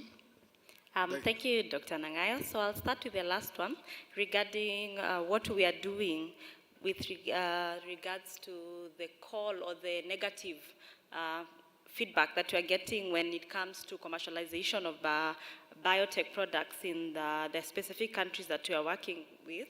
So the first thing that we do is with every project that we work with, we always have an advocacy component to ensure that even as you are carrying out your research, you're in the process or at the stage of commercialization, the advocacy team is also working with the farmers, it's also working with society to ensure people appreciate biotech in itself.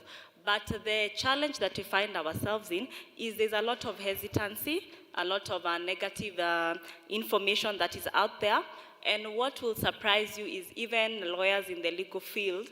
I'll give you an example in Ghana where someone is given a case to defend and they ask you the question that you would think they would be the one to tell you that this is not right. So the lawyer is asking you, is biotech safe? And for you, you would think that the lawyer has looked at the biosafety regulations in place, they looked at the international treaties that are in place, and then this makes us or interrogate the issue is, has public opinion gone ahead of our work? And the sad truth is yes. So there is negative connotation with regards to biotech, but over and above having an advocacy branch in our projects, we're also working with the biosafety authority entities in the country to train. We're not only training the farmers, the communities at the local level to appreciate the product, but we're also training legal minds to ensure that when a case comes before, they are able to defend the matter, not in a subjective manner, but as per the laws. And one example that we are currently, that is a live, let me use the word live example, is Kenya. So Kenya is very particular or unique in the sense that you have a law, you have a permit for variety release, but people have gone ahead to institute a plethora of court cases to the point that where we are just trying to manage as much as we can. And the sad thing or the sad reality is that negative perception is there. So we are trying to manage, but we also call upon other partners who are working with us to also take this on board. With regards to the protection of indigenous rights, I think Ambassador Ka has talked about that in depth, but one thing I want to emphasize is that the TRIPS agreement just sets the bare minimum for you. You're allowed to be as flexible as possible in your national laws. And I think 3 countries have shown this. There's Malaysia, there's Philippines, even Ethiopia, who have come up with seed and plant variety acts that are a bit outside the norm of what we are used to. So what we are used to is we replicate what is under UPOV. Whatever UPOV states, we then go and put at national level. But these 3 countries have managed to work under the International Treaty for Plant Genetic Resources for Food and Agriculture that also looks at indigenous knowledge and the right for farmers to save and exchange their seed. So these acts are working well in the said countries. And the clarion call is for those who do not have acts, there is no set standard. Look at what works, make the laws as flexible as they are to ensure that they work for yourself and for the citizens as well. With regards to the innovators wearing business hats, my answer will be a bit biased, and I'll give the example of Kenya. In my former life before coming to AATF, I worked with an organization called the Kenya National Innovation Agency. And what this agency realized is that there's a lot of research, but people are not protecting, and two, there is no business mindset by the researchers, such that once they put their products out, they believe that society will take it up, because they believe whatever they have produced actually works. So what the agency would do is, as the researchers are doing their work, they bring on board intellectual property experts to work with the researchers. So as you're working, you're also being shown how other entities, either individuals or public organizations, that have managed to move their research outputs from the shelf to the market. So this ideally makes the researcher rethink. You know, for scientists, I say this nicely, for you, I think the output is what you believe is good, which is okay and which is correct, but there are people who have also seen that with those research outputs, you can run ahead and make money from it. So what we do, what was done in my former organization is the researchers are brought together by the intellectual property organization at the office and the business, the Ministry of Trade and Trade and Development, and then they work together for them to see a business case for the innovations or the inventions that they are undertaking. So again, I say this is biased because this is what has worked in Kenya. It's not perfect, but it's a system that they are testing. So maybe this is a call to action to you. When you go back, you could maybe propose the same to the entities that are there to see whether it will work. Thank you.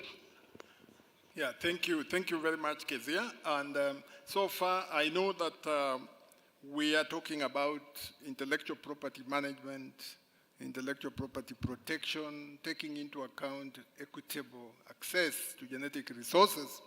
But I know, Dr. Mel, you asked a question on biosafety, which went slightly beyond the remit of this panel, but you can see they are very capable lady and gentlemen, and they were able also to just respond to the matter of biosafety. But you can again follow up with them if there is anything, or even with me directly, since I also come from AATF, and biosafety really is what I do at AATF. The two gentlemen next to me did not have a question, and I feel inclined to perhaps maybe just, not to put you on the spot, Dr. Solomon, but just maybe to ask you to clarify to the audience. You talked about TAAT and what the impact so far that TAAT has delivered in terms of heat-resistant wheat varieties and other things. But keeping the script of IP protection, has TAAT ever encountered any IP obstacles in the course of pushing these technologies to the farmers, or should we say most of your technologies have been international public goods and therefore freely available? Good. Thank you very much. This is a good question. As you all know, TAAT is a consortium of CGR centers and advanced research institutions. Most of these technologies that TAAT is promoting are international public goods that are available and they have no IP protection or licensing. But as we move forward, the new initiatives that we brought together, the African Cereal and Legume Consortium, Breeding Consortium, is aiming at also bringing the new cutting-edge technologies, which CGR, which is the world's largest research institute, developing for farmers to access through licensing and IP approach. So far, we have seen, we started last year, and a number of private sectors are registered and joining the consortium.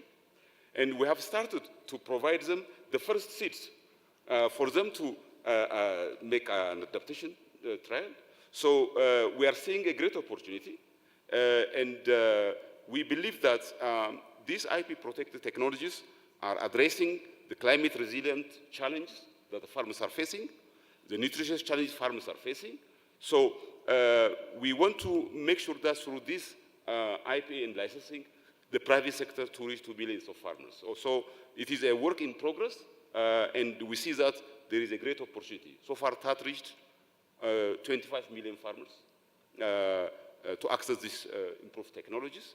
And we believe that in the coming years, this new stream of accessing seeds is going to give opportunity for the farmers and as well bring more innovation from the innovators to be adopted by African farmers. Thank you very much. Yeah, thanks. As we move towards the close, I would like to give the panelists just 30 seconds each for their last word, a parting shot around this area of facilitating access to technologies, especially those that should benefit African farmers.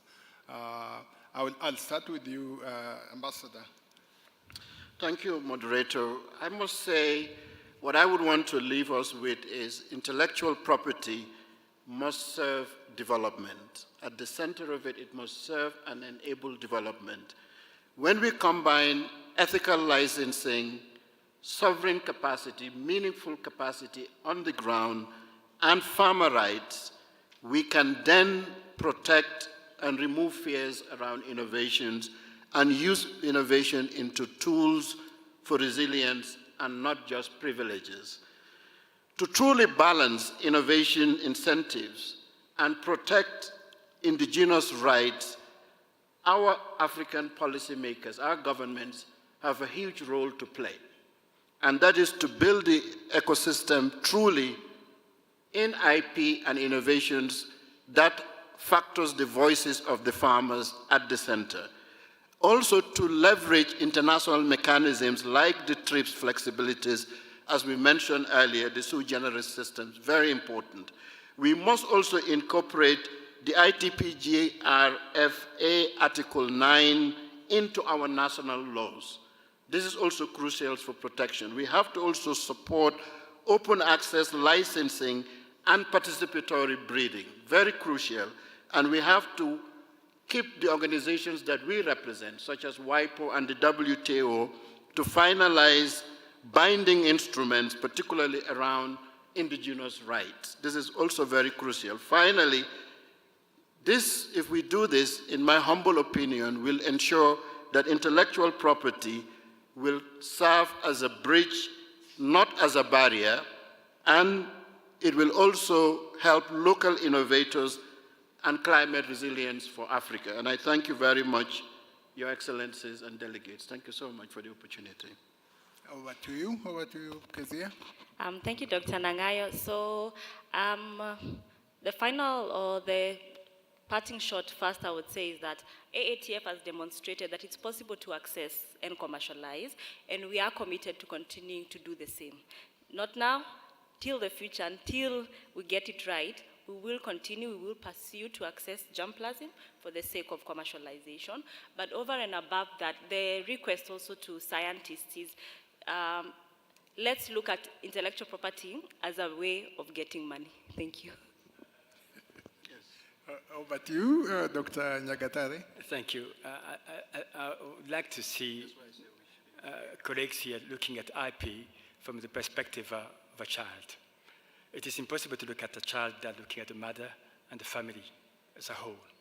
Therefore, my argument would be, if we want the ecosystem in which the IP thrive in Africa, let us also look at the whole ecosystem, because unless we get the farmers and the universities, African universities, involved in this, whatever background they do have, then it will be impossible for this to thrive also in Africa.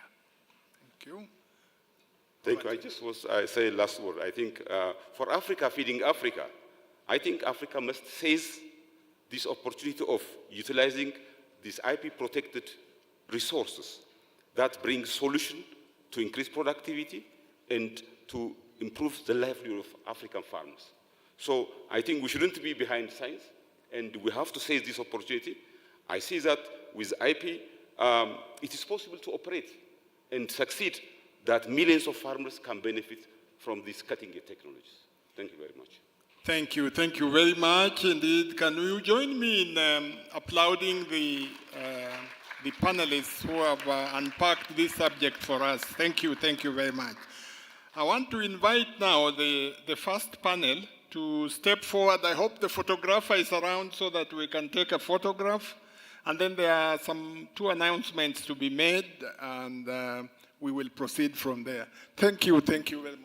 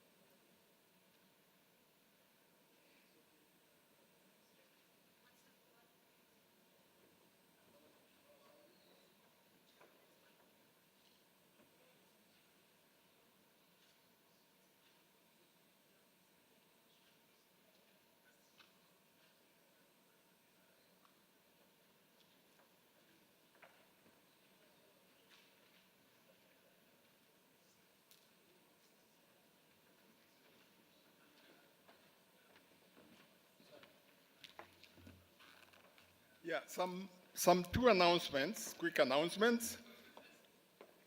Number one is that we have successfully come to the end of the technical interactive panel 4. But we are not yet done. I have the pleasure to announce to you that there's going to be a side event organized by TAAT, the Technologies for African Agricultural Transformation, themed around fostering functional seed systems for delivery of technologies in Africa. And I can also bet and assure you that that will be just as exciting, if perhaps not better. So that kicks off at 5:30 local time in this room. And if you are you and I'm here, I would just keep my seat. Then the next one. Oh, at 4:30. At 4:30, yeah. At 4:30. Thank you very much. At 4, so in other words, in the next 25 minutes or so. The next announcement is on behalf of the organizers, there will be a special visit to Gen Farm Project, the electric tractor home in Gashora, happening tomorrow at 1 p.m. Central Africa time, that is Rwanda time. Transport will be provided, and a list will be circulated so that you can sign to register. And you can register at the GIZ exhibition booth in the exhibition area. Anything else? I think just get to know that we are not yet done. The TAAT side event is coming up very, very soon, and it will be in this room in a few minutes. Thank you very much. If you care very much, you can also clap for the moderator as he moves.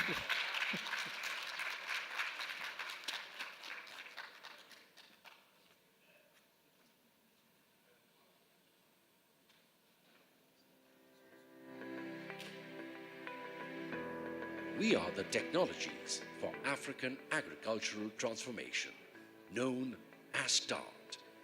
Our mission is to support Africa in capitalizing on its enormous farming potential by expanding access to high-performing solutions. As we work towards better socio-economic standards for African households, our goal is to push the continent's production with an additional 120 million metric tons of food, and as a result, lift over 130 million people out of poverty. TAAT acquires cutting-edge technologies from developers of 11 agricultural value chains covering crops, livestock, and fisheries. TAAT checks and vets the proposed solutions ahead of scaling up, then inserts them into e-catalogs of more than 100 technologies publicly accessible to everyone. In addition, TAAT assists governments in strengthening systems around seeds and fertilizers, as well as in harmonizing regional policies. We also engage decision makers to integrate proven technologies into large-scale investment programs, and we promote private sector partnership in commercialization.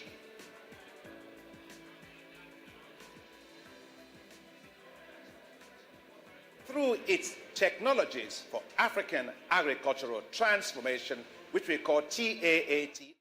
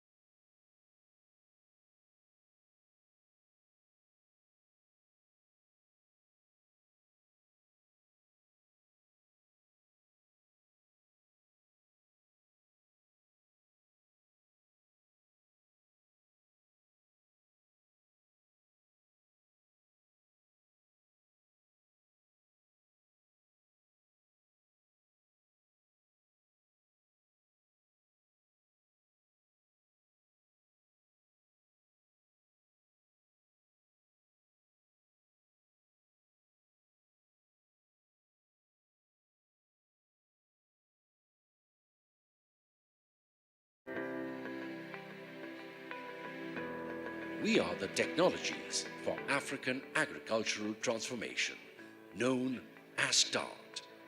Our mission is to support Africa in capitalizing on its enormous farming potential by expanding access to high-performing solutions. As we work towards better socio-economic standards for African households, our goal is to push the continent's production with an additional 120 million metric tons of food, and as a result, lift over 130 million people out of poverty. TAAT acquires cutting-edge technologies from developers of 11 agricultural value chains covering crops, livestock, and fisheries. TAAT checks and vets the proposed solutions ahead of scaling up, then inserts them into e-catalogs of more than 100 technologies publicly accessible to everyone. In addition, TAAT assists governments in strengthening systems around seeds and fertilizers, as well as in harmonizing regional policies. We also engage decision makers to integrate proven technologies into large-scale investment programs, and we promote private sector partnership in commercialization.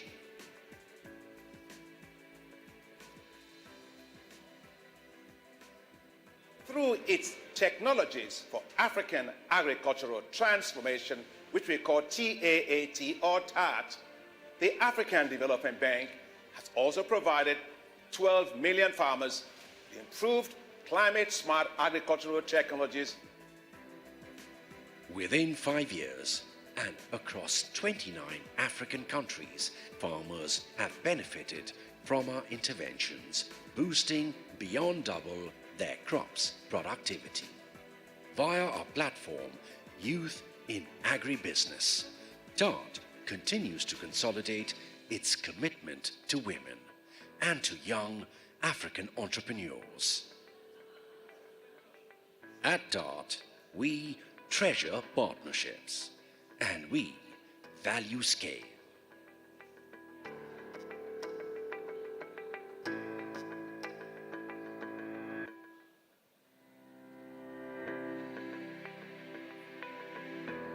We are the technologies for African agricultural transformation, known as TAAT. Our mission is to support Africa in capitalizing on its enormous farming potential by expanding access to high-performing solutions.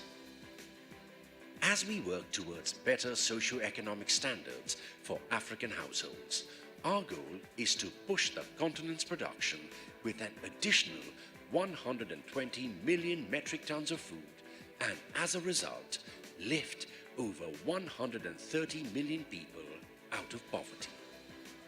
TAAT acquires cutting-edge technologies from developers of 11 agricultural value chains covering crops, livestock, and fisheries. TAAT checks and vets the proposed solutions ahead of scaling up, then inserts them into e-catalogs of more than 100 technologies publicly accessible to everyone. In addition, TAAT assists governments in strengthening systems around seeds and fertilizers, as well as in harmonizing regional policies. We also engage decision makers to integrate proven technologies into large-scale investment programs, and we promote private sector partnership in commercialization.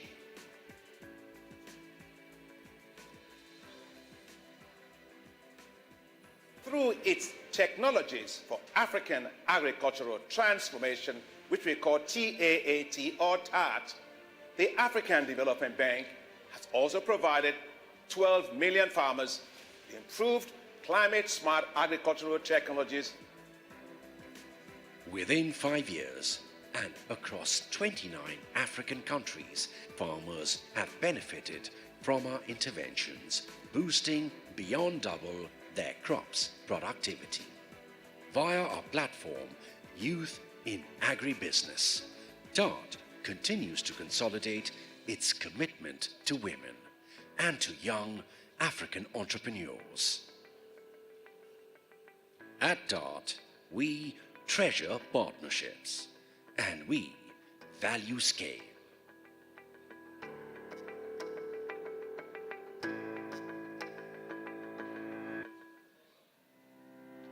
Welcome to Rwanda, the land of 1,000 hills, where tradition meets innovation and the future of agriculture is being cultivated today. Agriculture isn't just the backbone of Rwanda's economy. It is the heartbeat of our nation.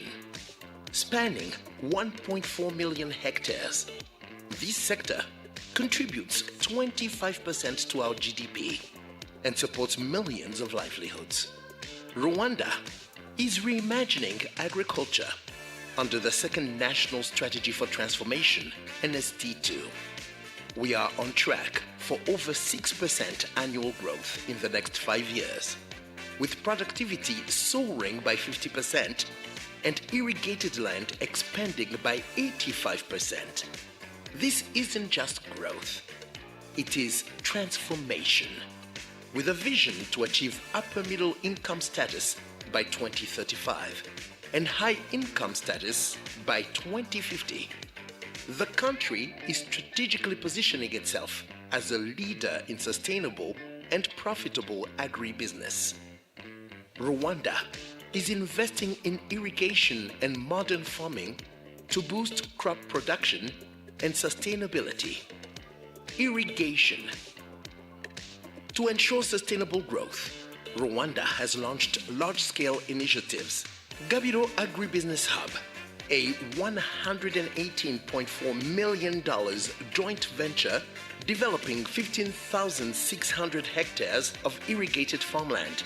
Muvumba Multi-Purpose Irrigation Project, a $170 million initiative aimed at developing 10,206 hectares of irrigated land to boost productivity.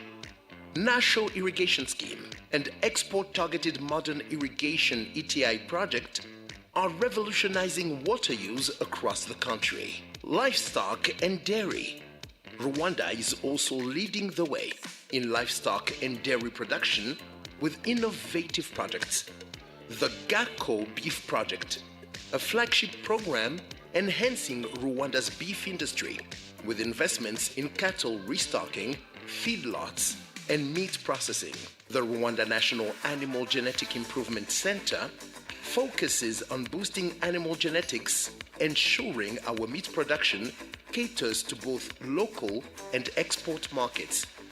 Additionally, our state-of-the-art facility, Inyange Milk Powder Plant, is advancing Rwanda's dairy sector by turning locally sourced milk into high-quality products for both domestic and international markets. Horticulture and cash crops. Rwanda's fertile soils and favorable climate are perfect for high-value crops.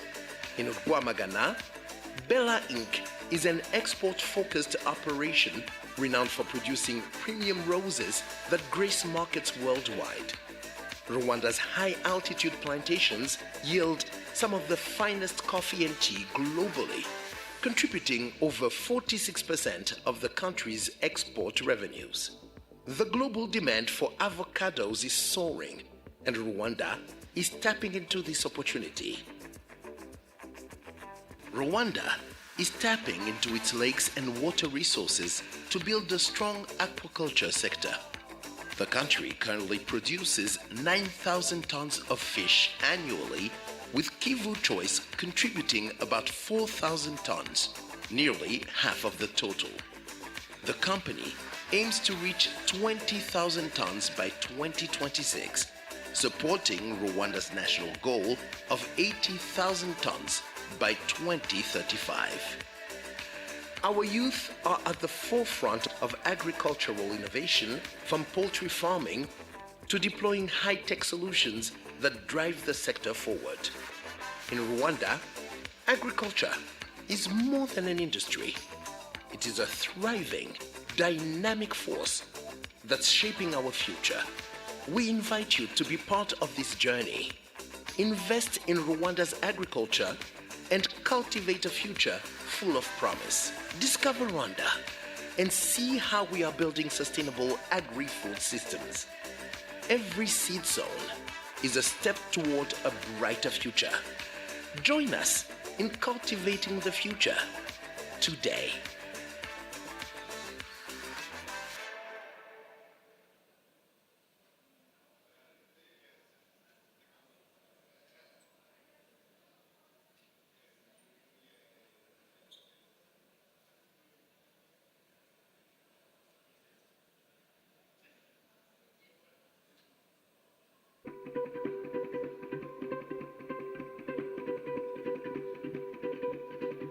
We believe that the future of Africa lies in its vast land.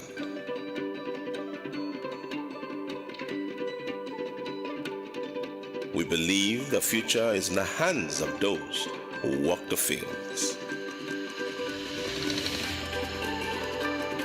For those are the hands that feed nations and ensure a better and more productive Africa. We believe in those hands, and that is why we too bring our hands in support of them.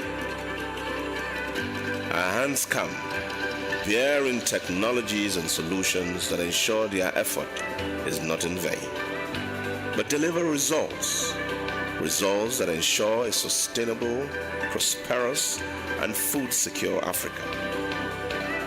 At AATF, we are driving transformation of livelihoods in sub-Saharan Africa through innovative agricultural technologies that deliver results.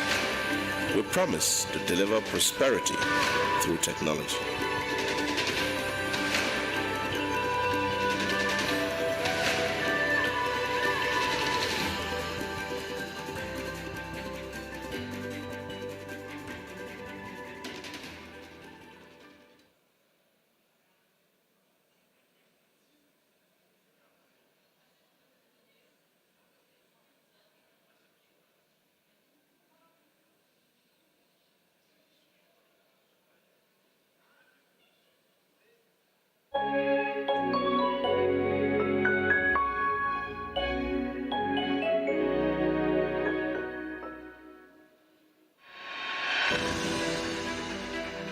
Progress starts here.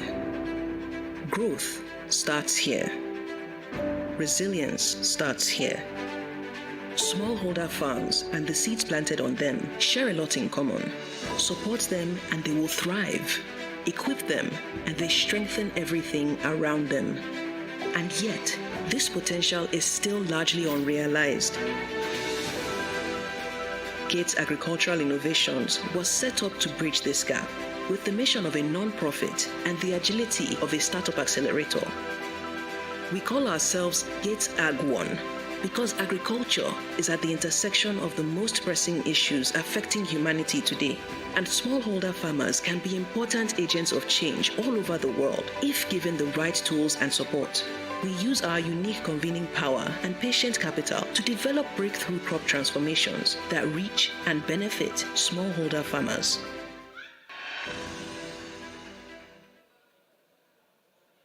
Welcome to Rwanda, the land of 1,000 hills, where tradition meets innovation, and the future of agriculture is being cultivated today. Agriculture isn't just the backbone of Rwanda's economy. It is the heartbeat of our nation, spanning 1.4 million.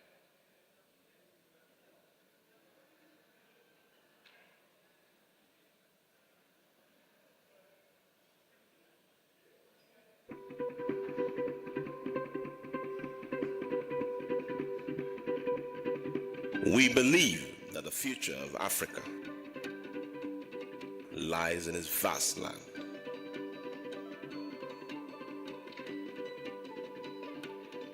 We believe the future is in the hands of those who walk the fields. For those are the hands that feed nations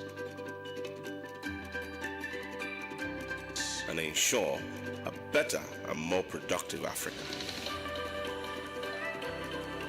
We believe in those hands, and that is why we too bring our hands in support of them.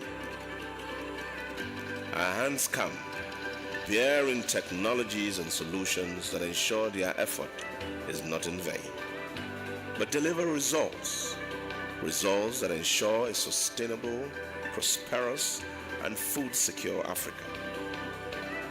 At AATF, we are driving transformation of livelihoods in sub-Saharan Africa through innovative agricultural technologies that deliver results.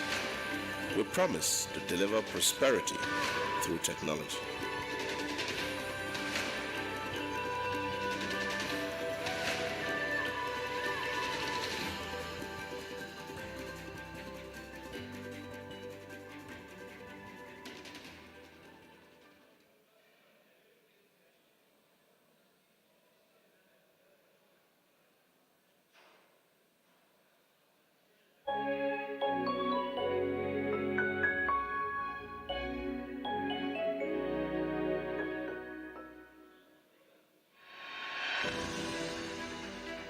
Progress starts here. Growth starts here. Resilience starts here. Smallholder farms and the seeds planted on them share a lot in common. Support them and they will thrive. Equip them and they strengthen everything around them. And yet, this potential is still largely unrealized. Gates Agricultural Innovations was set up to bridge this gap with the mission of a non-profit and the agility of a startup accelerator. We call ourselves Gates Ag One because agriculture is at the intersection of the most pressing issues affecting humanity today, and smallholder farmers can be important agents of change all over the world if given the right tools and support. We use our unique convening power and patient capital to develop breakthrough crop transformations that reach and benefit smallholder farmers.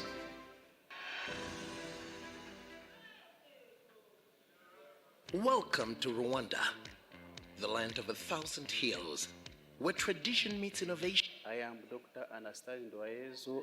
I am potato scientist in RAB Rwanda, and I am the pair project of potato biotech in Rwanda. I came in this conference ACAT 2025 because it's talking about the agricultural technology in Africa. including Rwanda. So this conference is very important because I am learning more technology in agriculture, including some which can be used in Rwanda. Hello everyone, my name is Caroline Tande and I'm so excited that you're already having our second ACAT in Rwanda. I'm so glad to see many delegates in presentation, the ministers, the farmers, the youth, the media in presence. I can't wait to see what comes out of it. All the best everyone. My name is Dr. David Tarus. I am here in Kigali, Rwanda, to attend ACAT 2025. I'm so excited to participate in this event organized by the government of Rwanda, the Ministry of Agriculture in collaboration with African Agricultural Technology Foundation. The message today and the message in this conference is beautiful because it talks about the farmer, how the farmer's voice needs to inform the decisions that we all make. It's a beautiful event today. My name is Dr. Francis Nangayo. I work for the African Agricultural Technology Foundation, AATF, as Head of Policy and Regulatory Affairs. I am here to attend the second edition of ACAT for two reasons. Number one, this conference is co-hosted by the government of Rwanda and the AATF. And coming from AATF, I could be nowhere else but here.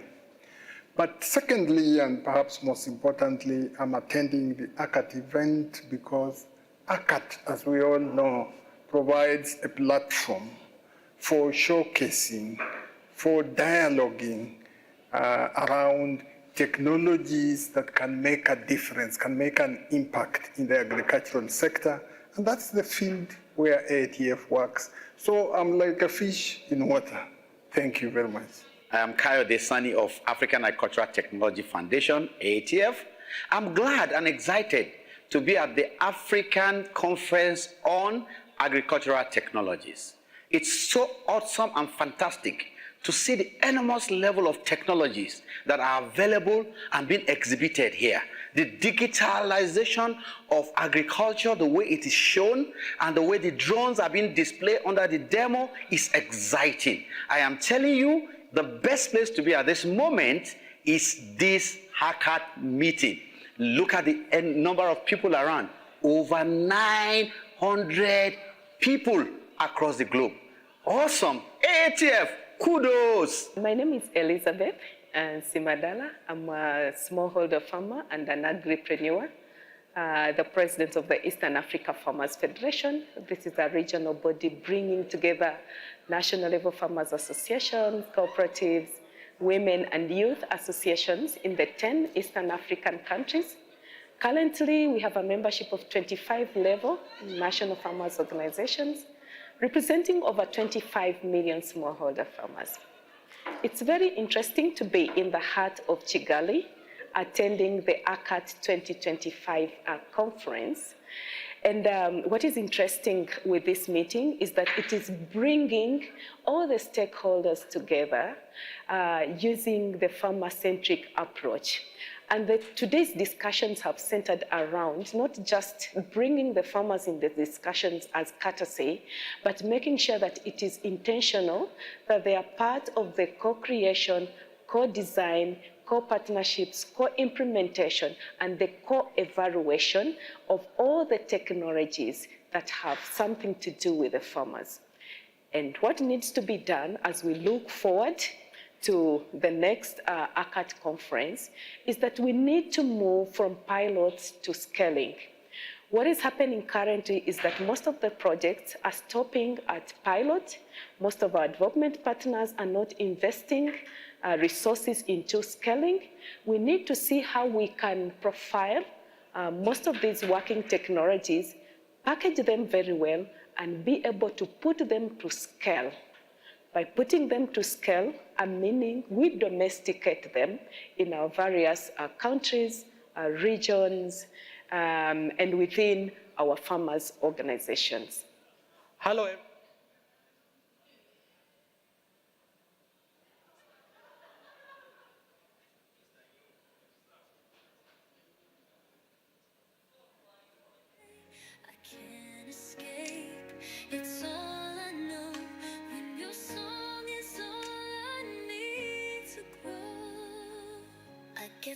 strong in my heart, I can hardly speak. I feel your love, it takes over me.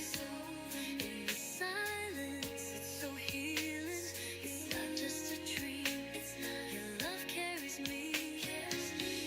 By my side, I carry your pride. Your song is sweet. It lifts me off my feet. Can't explain why your love makes me complete. You better be my chest. Your back I said, you know them be my chumbares. Me see my jolly, but no better me congo no. Baby congo so. You can see me no fit kill am for my head. I need to know what you did. Oh yes, me all look kiki.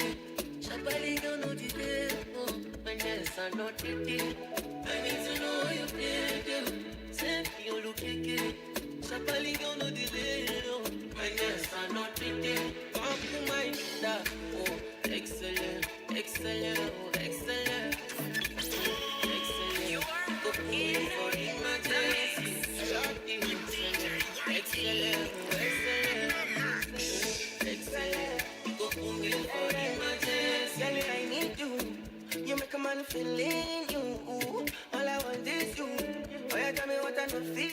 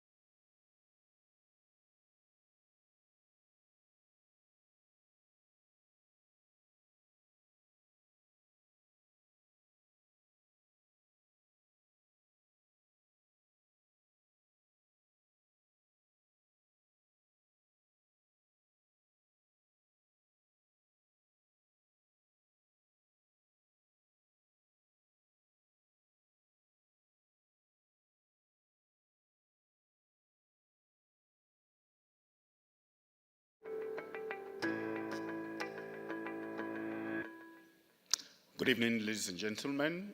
Your Excellencies, distinguished guests, you're welcome to this TAAT side event at ACAT 2025. My name is Atai Ezekiel Opaloa, and I'm going to be your moderator for this wonderful evening that we're having. Can I have a round of applause for that, please? Thank you. So we are here because farmers matter. We are here because African farmers need access to next-gen ag innovations. And for the past 3 days, we have been exploring vistas of how this access can be created and facilitated for them. And today, we are looking at a program that has gone ahead in facilitating access to next-gen technologies for African farmers. And so this event is entitled Fostering Functional Seed Systems for Delivery of Next-Gen Ag Innovations in Africa, Experiences from TAAT. So you're welcome to this event once again, and we're going to start off with welcome remarks, which will be given by His Excellency, the former President of Nigeria, Dr. Goodluck Ebele Jonathan, who is here represented by Dr. Isabiro Christ Peace, the representative of the Minister for Innovation, Science and Technology of the Federal Republic of Nigeria. Please give him a hand, Dr. Isabiro, as he comes for the opening remarks.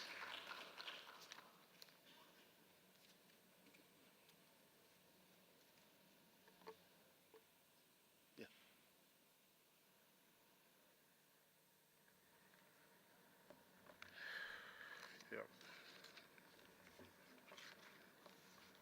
Okay.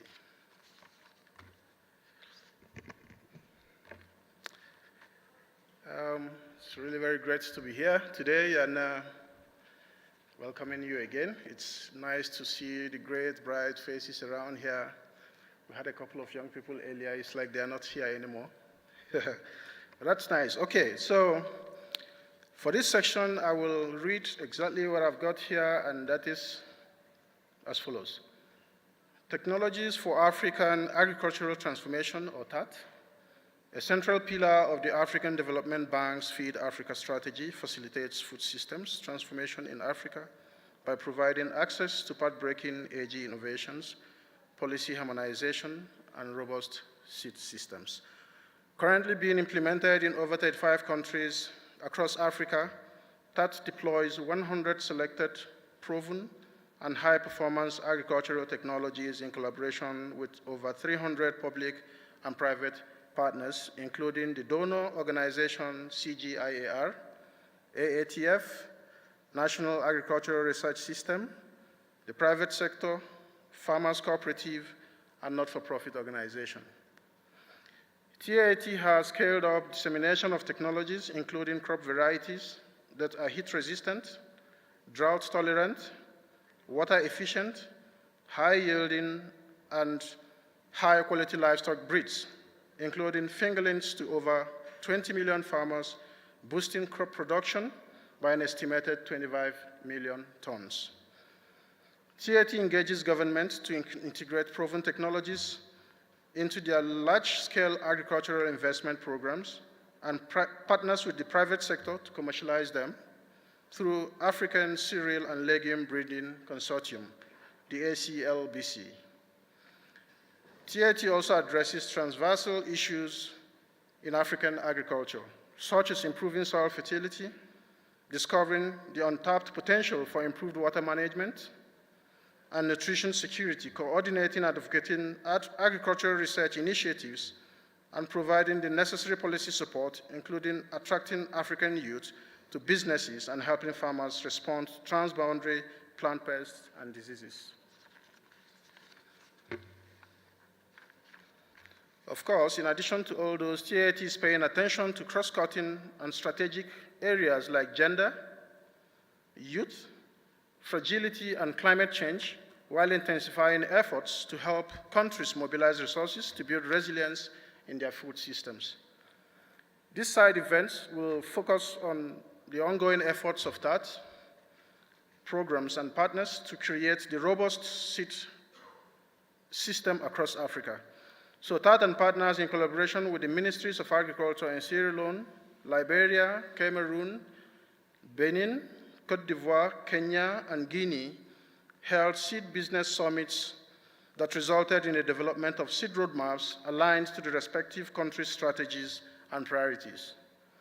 Experiences from TAAT clearly demonstrate that for next-generation agricultural innovation to reach the last mile, the place of functional seed systems cannot be overemphasized. Hence, this side event seeks to present vistas on what has been achieved in strengthening effective and sustainable systems across Africa and across the countries that compose it. Thank you very much. Thank you very much, Your Excellency. A round of applause for him.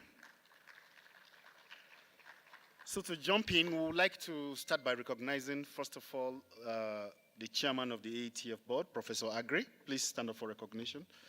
A round of applause for him as he stands up. We also like to recognize the Director General of the International Institute of Tropical Agriculture and the Regional Director for Africa, CGIAR, Dr. Simeon Ewi, here represented by Dr. Chris Akem. Please, can you come forward to the front chair, please? A round of applause as he comes forward.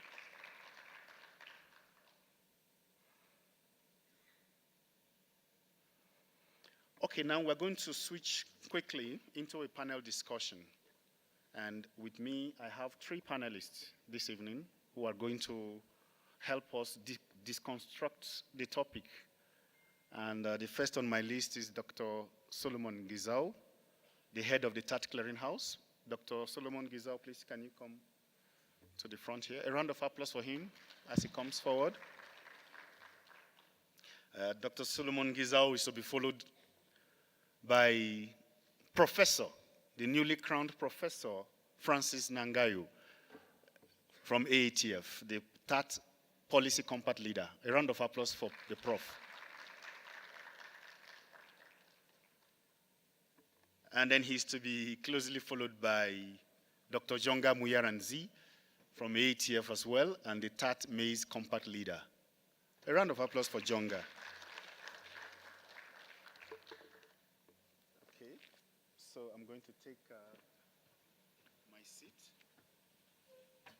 As we go into this panel discussion, I will encourage us to take our notes and possibly raise issues as they arise.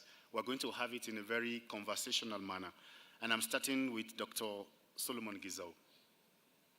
This side event, fostering functional seed systems for delivery of next-gen ag innovations in Africa.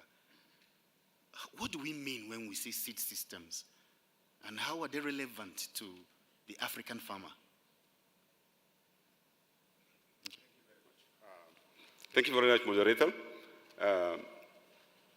TAAT is an Africa-wide initiative, and it is aiming to reach 40 million farmers to benefit from proven and evidence-based productivity-enhancing technologies.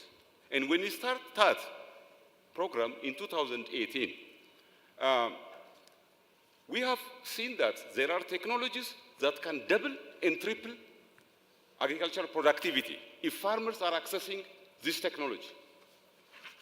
And as we see it, one of the major gaps for this technology to reach to millions of farmers is the lack of a robust and functional seed system.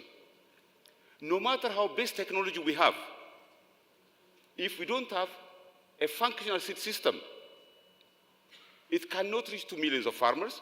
If it reaches, it may reach once, and it will not continue the second year. So such sustainable transformation of agriculture cannot be realized unless we build a robust and functional seed system.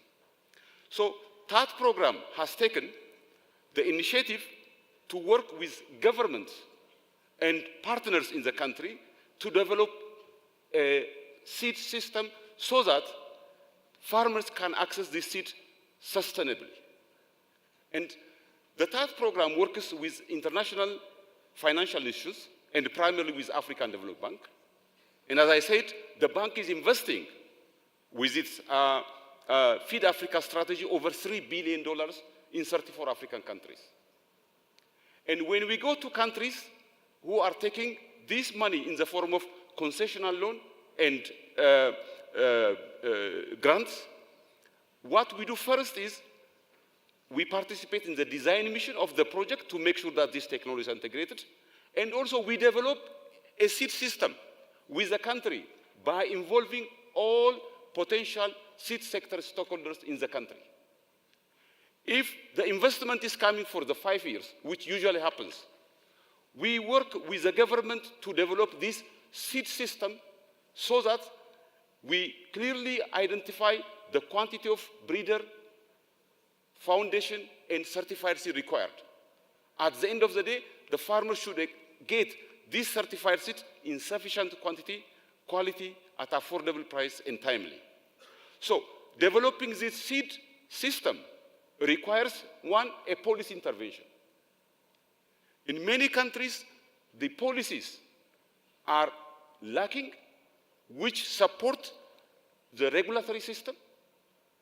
The policy is also lacking, which support private sector to be actively playing a role to commercialize and disseminate these improved technologies.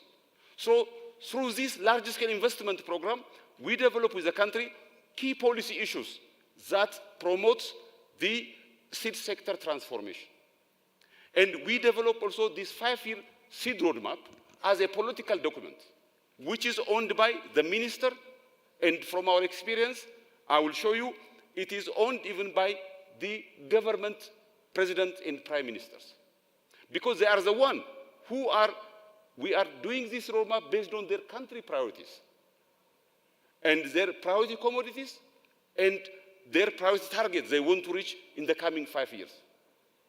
And after developing this seed roadmap, we developed the quantity and quality of seeds, and we brought private sectors to be a key players to produce, multiply these improved seeds and to reach to millions of farmers. I can tell you one good example, Mr. Moderator. I want to take Sierra Leone as a good example. After developing this seed roadmap, it is not only the minister who owned it, it's the president of the country. They said, this is my roadmap which I want to transform my country in the coming 5 years. And this has helped to ramp up this proven technology to be widely multiplied by the private sector and the research center to multiply early generation seed according to the seed roadmap, and now farmers are accessing these improved varieties. We are doing this approach in 25 African countries in partnership with AGRA, TASAI, and led by also our policy compact. And therefore, I see that technology is needed, but technology alone is not enough. If you don't have the seed roadmap, we cannot reach and transform African agriculture using improved varieties. Thank you very much. Thank you very much, Dr. Gizol. Now for your opening remarks, Professor Nangayo, please, you have 3 minutes, just 3 minutes. Yeah, thank you very much, moderator. Let me perhaps start by reminding us that we are attending a conference on agricultural technologies. And technology, for that matter, has been a central lever in human society for many years. This much we know, this much we are aware, having come across historical accounts about how our early ancestors fashioned tools, you can call them technologies, that made them better hunters, better gatherers, and they thrived. But if you did not resonate with that, fast forward to the 60s and the 70s, and the story of the Green Revolution is well known to many of us. The Green Revolution, we know, rode on technologies in form of high-yielding crop varieties, wheat and rice, and the rest perhaps is history. But permit me just to amplify the fact that technology alone, just as my brother has said, is not a panacea to all agricultural problems. In fact, there are also cases where well-intentioned efforts to fast-track delivery of productivity-enhancing technologies have not fared well in Africa for several reasons, some attributable to enabling environment in form of policies, regulations, and other institutional gaps that necessarily need to align to deliver a compelling technology to the farmers. And so I want to just highlight that TAAT program knew about this, and it was designed to drive technologies while also being mindful that the enabling environment must just work well so that this happens.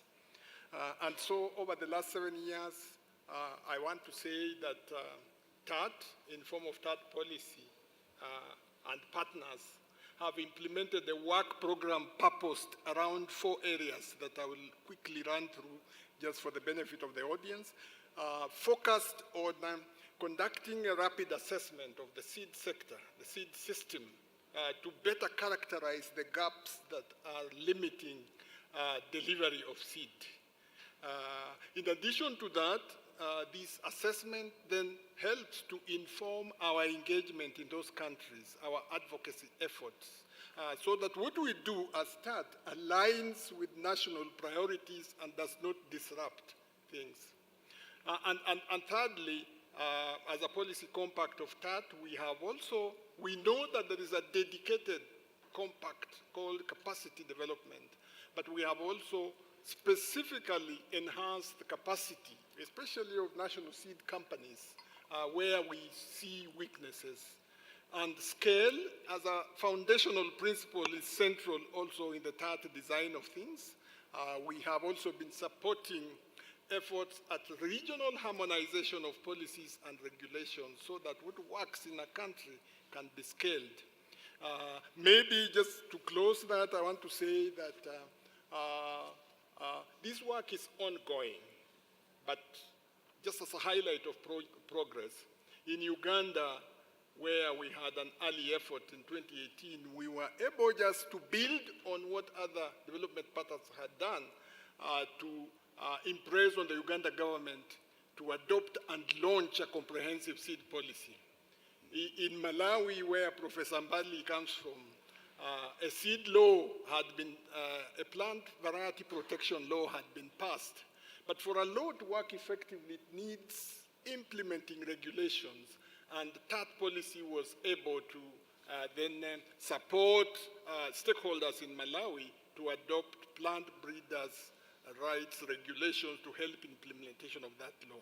In Liberia, after the seed assessment that we did, this brought the reality of the problems in Liberia, and the government was very intentional to move quickly and adopt a seed law.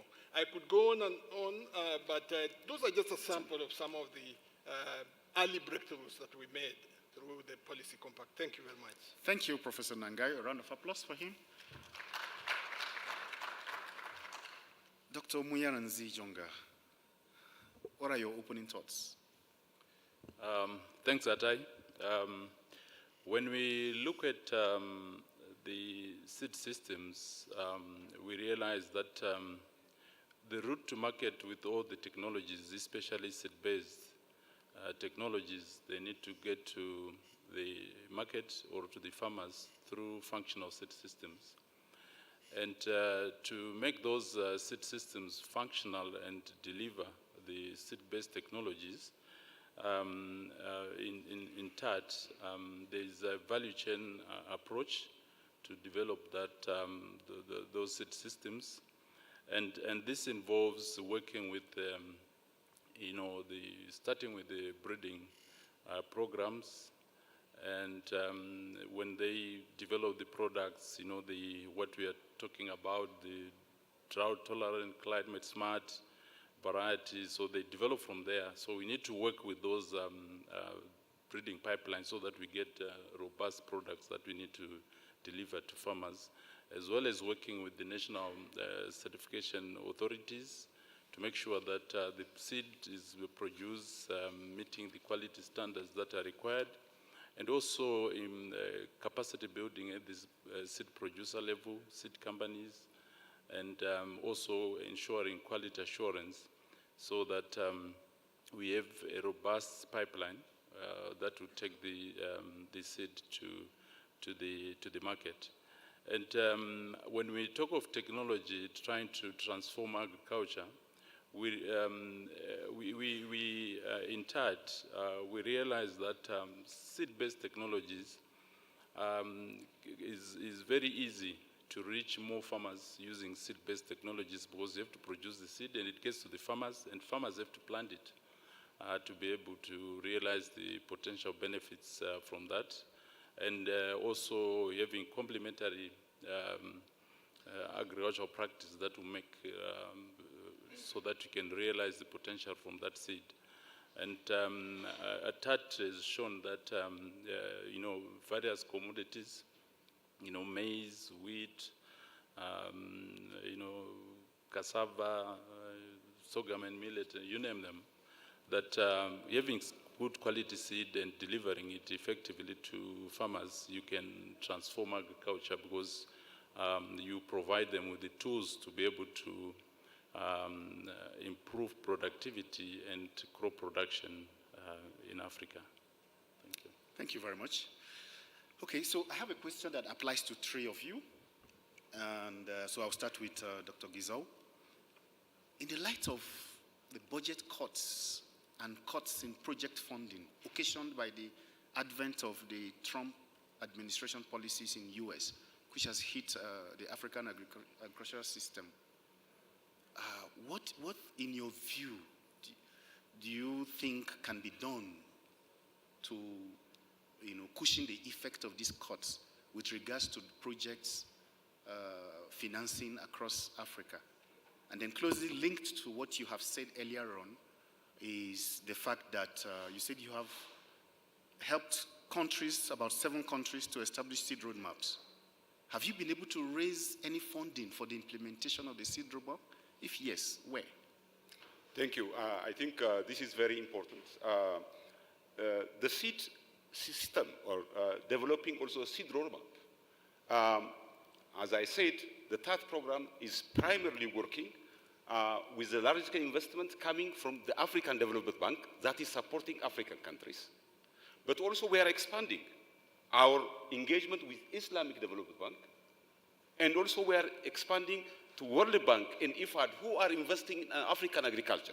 So we are broadening the basket to really bring this large-scale investment coming to Africa and link the seed system to realize the productivity transformation in Africa.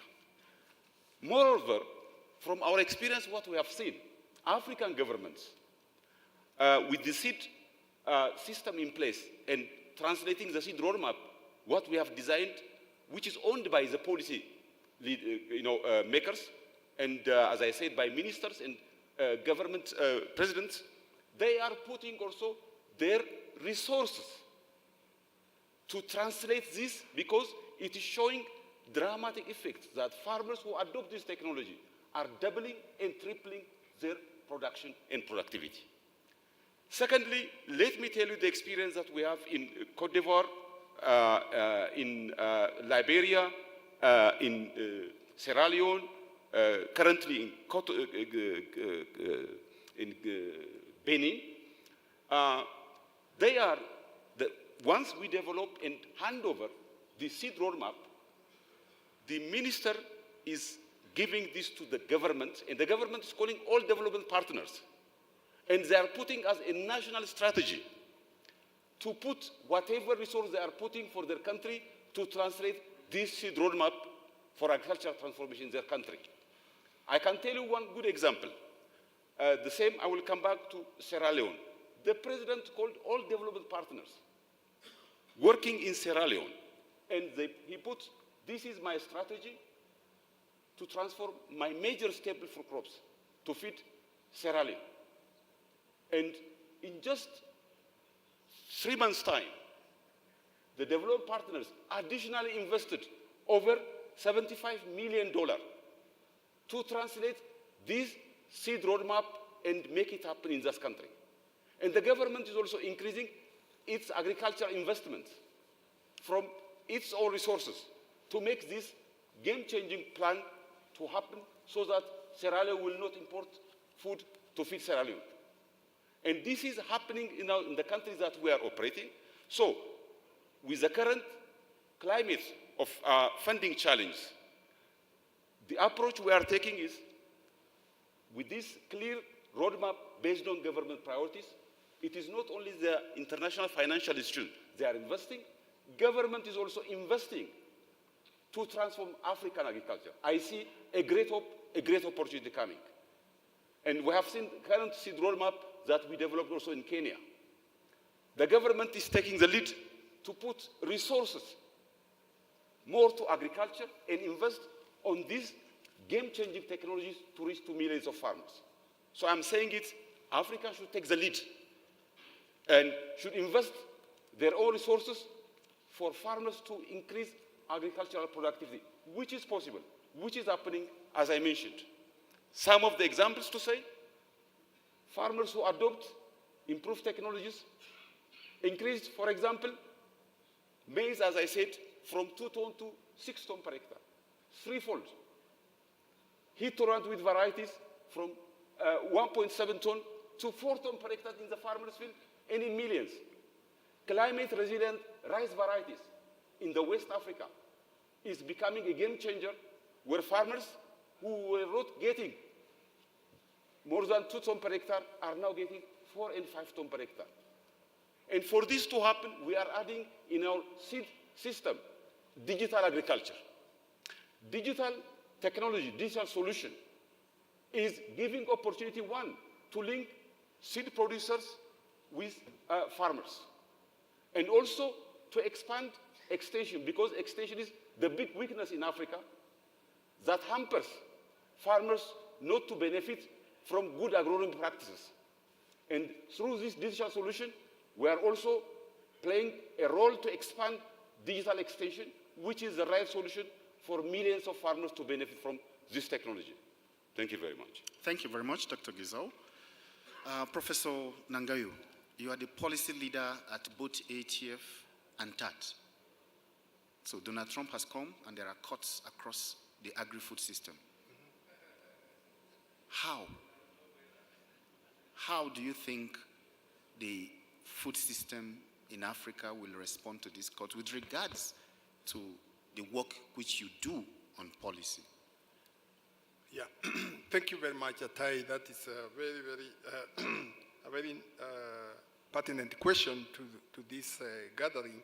And I agree with you that the bolting out of USAID support has disrupted a number of programs going on in Africa, and I can even say the rest of the world.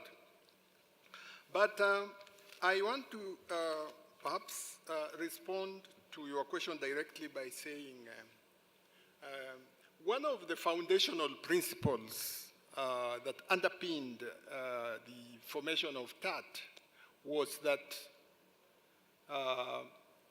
partnerships matter.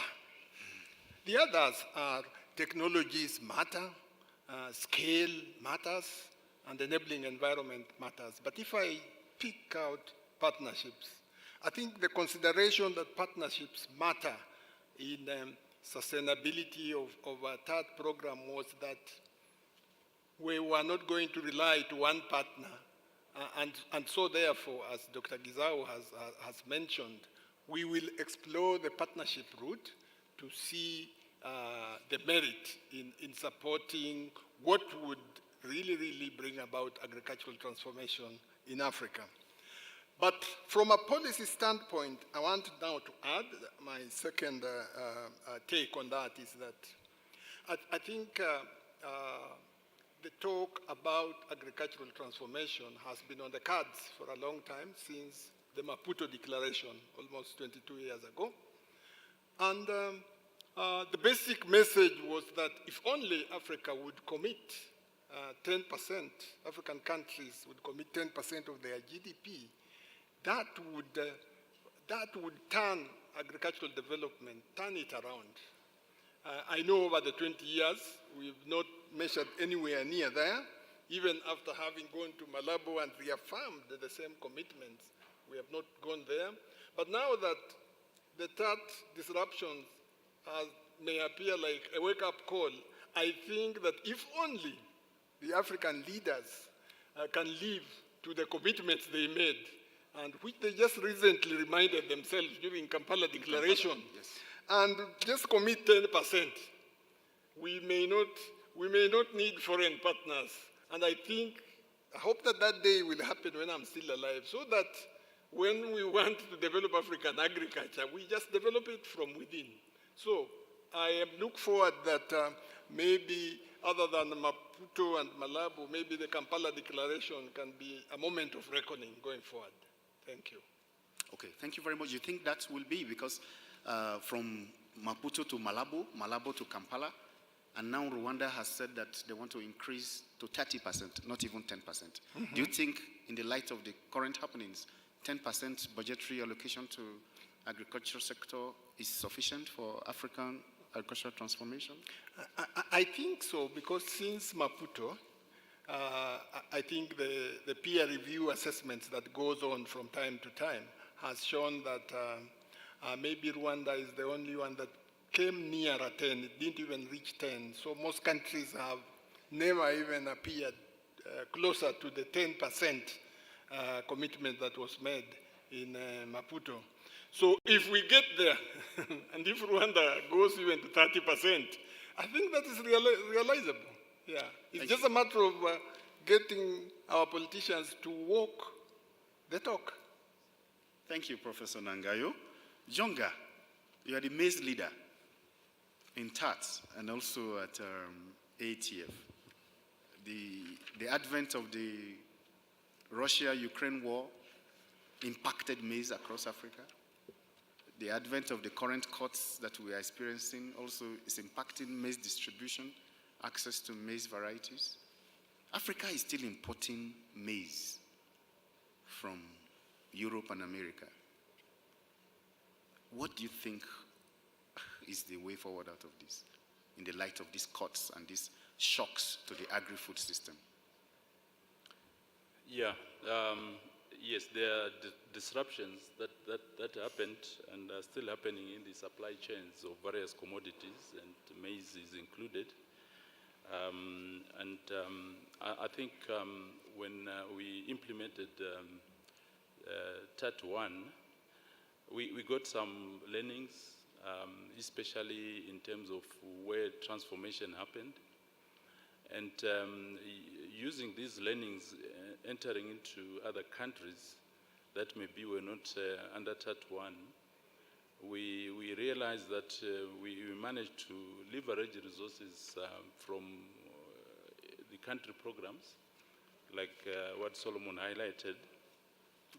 I want to give examples of DRC and Angola, the Cabinda project. We went there, maize and other compacts, with compelling technical offer.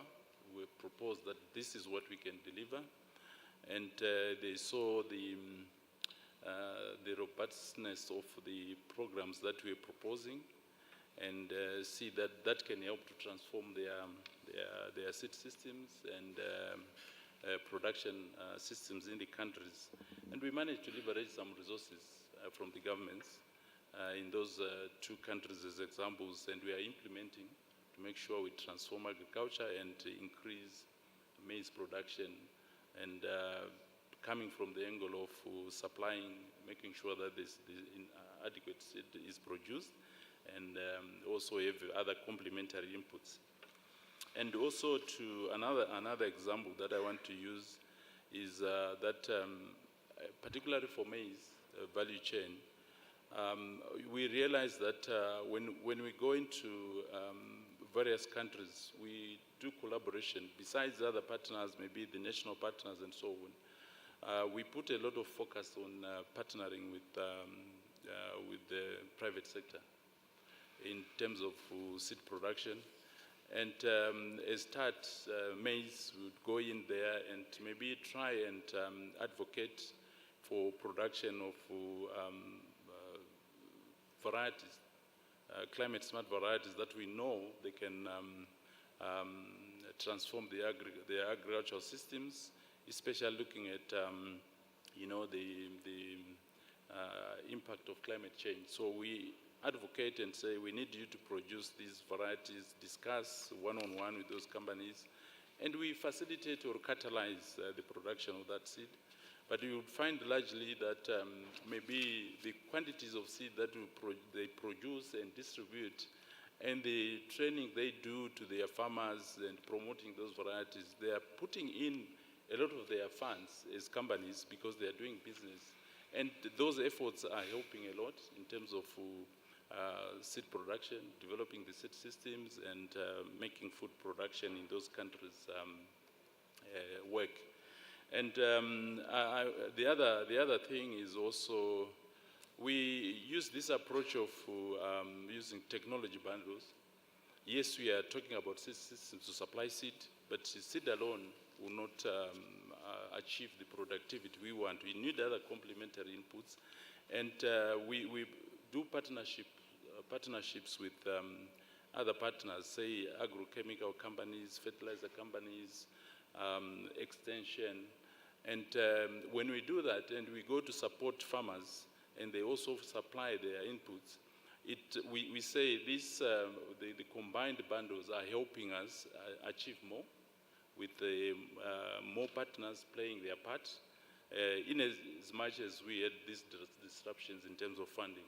It seems it's a model that works for us to continue producing seed and delivering producing seed and food, plus also these other complementary inputs in our technology bundling. Thank you very much, Jonga. So we'll take the last set of questions before we throw it open to the audience and then also to our online participants.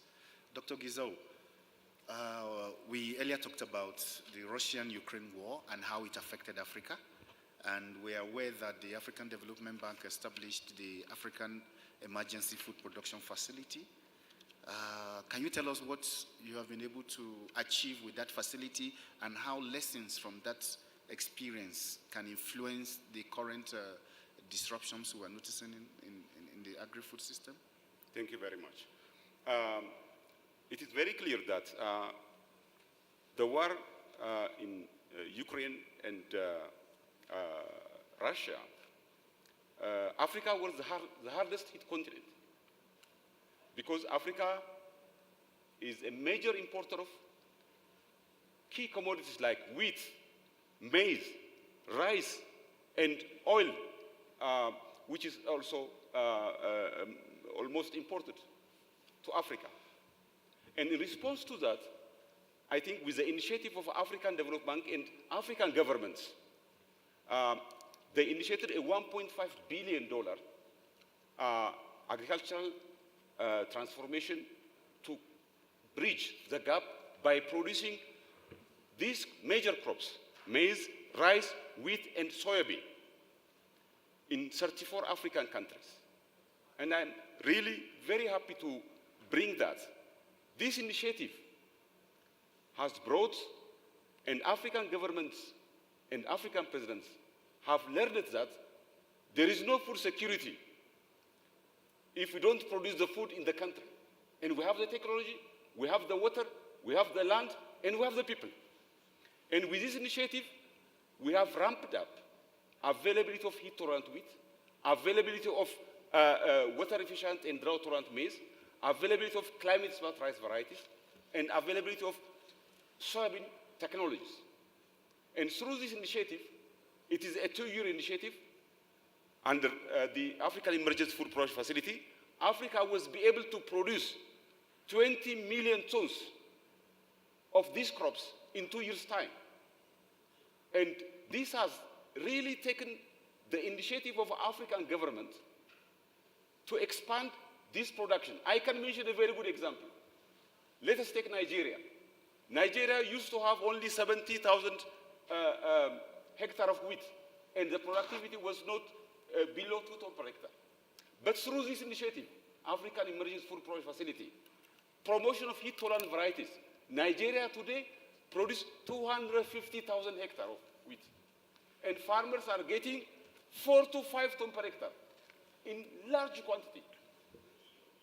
Rice, the same, it has brought dramatic change in terms of ramping up these climate resilient rice varieties. I can give good examples of cassava.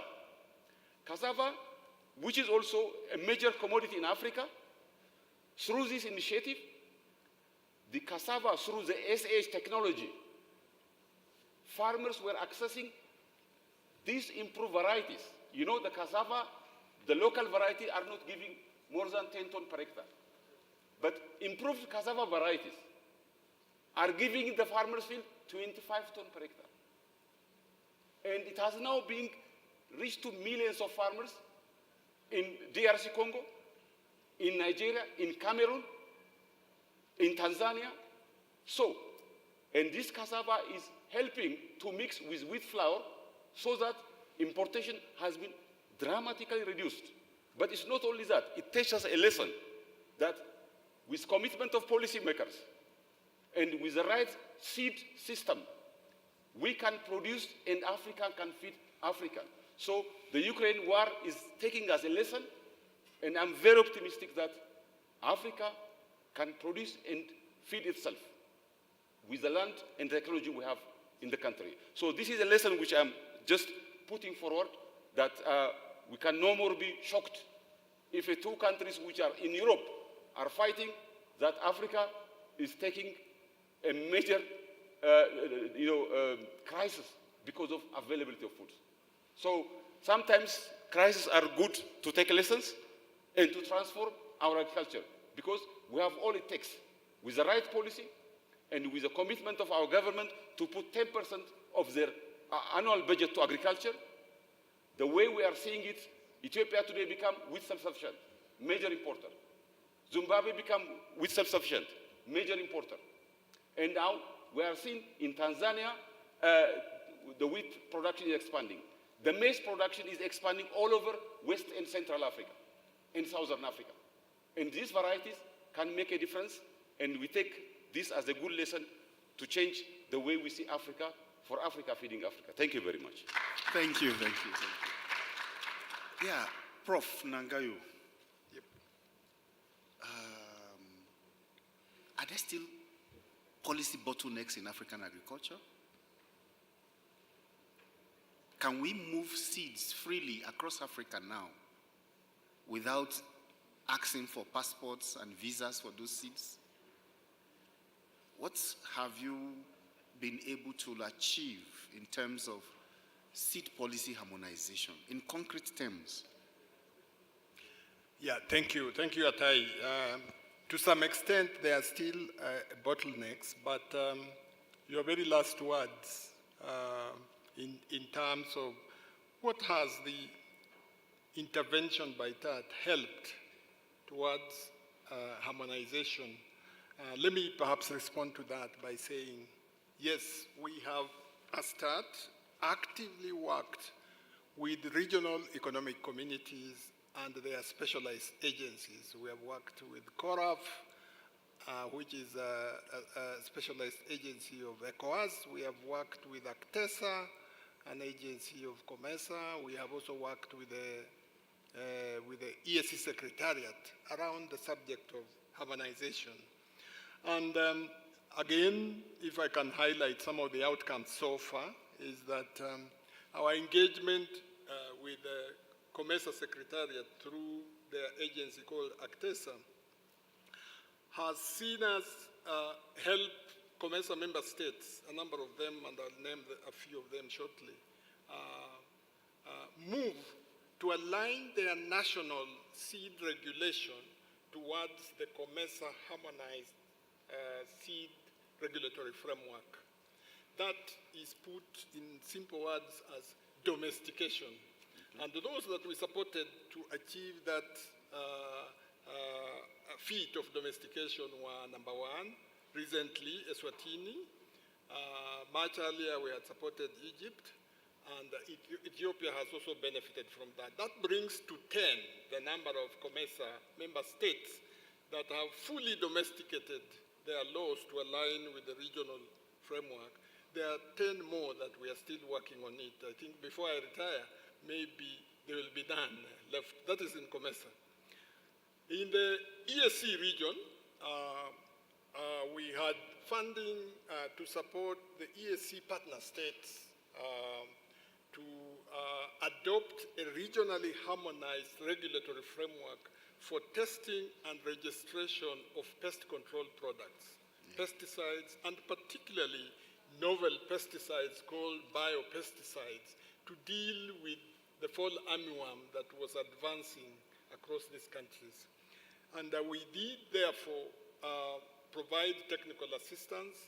And in 2019, the ESC Council of Ministers were able to adopt that regionally harmonized framework for registration of pesticides in the region. What that means is that if you register in two countries, if you do testing, get the dossier, and apply for registration in two countries, then you don't need to do that long process anymore. You would just submit the data from these other countries. In other words, countries agreed on mutually acceptable standards. Yeah. In ECOWAS, we provided technical assistance that brought ECOWAS member states together, and that technical assistance culminated in the updating of ECOWAS seed variety catalog. When varieties are on the seed variety catalog, that means that they are available now for the whole region. Those are just a few. Yeah. TAAT is still going on, so we have some work to do, but maybe I'll leave it there. Thank you. Thank you very much, Prof. Jonga, coming to you. Maize is a key crop in Africa. Almost 90% of Africans depend on this crop. So in concrete terms, can you tell us what you have been able to achieve in West Africa, in Central Africa, in East Africa, and in the Southern Africa for TAAT maize? Thanks, Atai. In referring to maize, I can start on maybe product release or new varieties release. Maybe also benefiting from what Francis talked about in terms of harmonization. We've seen that we are promoting climate smart varieties and in maize. So some of those are on the catalogs. COMESA, SADC, ECOWAS, and we're taking them to countries where they are not released, but because they are on the catalog, we could quicken the release of those varieties. A good example is maybe drought tego hybrids in Zambia. Those products came from the WEMA project. It was not done in Zambia, but we have managed to license, to register those varieties, license companies, and they register very fast because they were following the COMESA catalog. I also know DRC. We are working even with the country companies in Ghana to do the same. So it's a major, achievement in terms of quickening the licensing and release of the varieties, the maize varieties in countries using the harmonized regulations. But we also managed to increase productivity in countries where we had some interventions, we had some showcase or promote these climate smart varieties, did some demos, demonstrations, field days, training farmers on good agricultural practice, working with the national partners in each country, working with the seed associations in each country, working with the seed companies, working with the community-based organizations to promote the maize technologies. And we've seen that it is helping to increase productivity. and production. And our hope is we replicate that to many farmers in those countries, because the proof of concept is there, that in intervention sites we've managed to increase yields. And you know, we normally talk of Africa, you know, across 1.5, or even less than 1 ton per hectare. Yeah. But I can tell you that in intervention sites across, you know, all the regions that we've worked in, we've managed to, you know, achieve yields of 3.5 tons per hectare up to 10 tons per hectare, depending on the country and also the agronomy that put in there. But so we've demonstrated that. 10 tons per hectare for maize? Yes. Okay. We've demonstrated that it can be done. We have a farmer here, a group leader of farmers in Western Kenya, who can be a testimony on some of the yields that they are getting from the demos that we are promoting. Which varieties are these? These are the drought tego varieties that we are promoting. But it's not only drought tego varieties, even other climate smart varieties from other breeding pipelines. Okay. You've got the potential. I want to say, to recognize and say, currently we have most of the breeding pipelines that you think of in terms of maize. We have good varieties that have got the potential to produce very high yields, you know, above 6 tons. You have that. In any hybrid you can, or variety you can pick, it can give you that. So, and when we promote it with the good agronomic practice, we are achieving these yields, and what is left is to replicate them to reach many farmers. And I think some of the, what we've been, during this conference, the technologies that we're talking about, if we put them and support farmers that are growing the maize, they will be able to achieve the yields that we are talking about. Thank you, Jonga. Now the floor is open for questions, and then we'll also like to recognize our virtual participants. When the questions come online, the technical team will feed me with those questions. So can we have your questions, comments, and contribution? Yes, we are starting with Prof. Ikani. And let's take like 1, 2, 3 questions. The second question, please. Any? Okay, please, Dr. Ikani, please. Thank you for the privilege again to ask. The last question I asked him about maize, I just want to say that it's a good question. Yeah. The thing about maize in Africa is not just about human consumption. Until and except when you have a breakthrough in maize, particularly, you can have a success story in livestock production. That's what it is. So, but my question is, maybe before I ask the question, let me share this with you. The issue of seed and seed system we were discussing, I didn't appreciate the importance of it until 2023. I had a visit to Egypt, interacted with the Minister of Agriculture, and I asked a simple question. How did Egypt transit? How did you transform from traditional farming, crude farming, to the commercial scientific? And the minister gave 4 points. The first point he gave was that if you must succeed in the agri-space anywhere, you start from seed. And he didn't stop there. He said seed, because seed is not just the root, but the taproot of agriculture. That's what he said. So that is the importance of what we're discussing.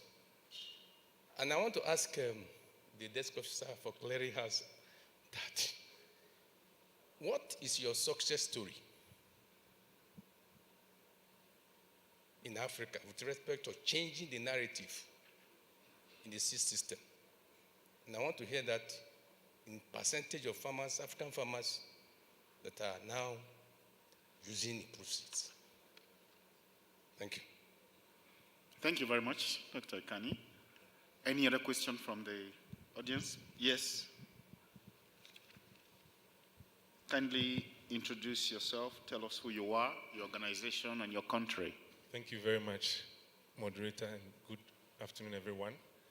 My name is Kwesi Anderson from the National Biosafety Authority in Ghana. My question is very simple.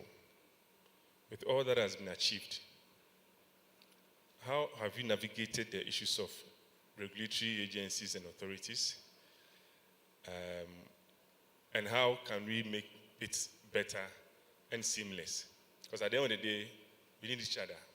But the product is about food and the environment. How have you navigated that?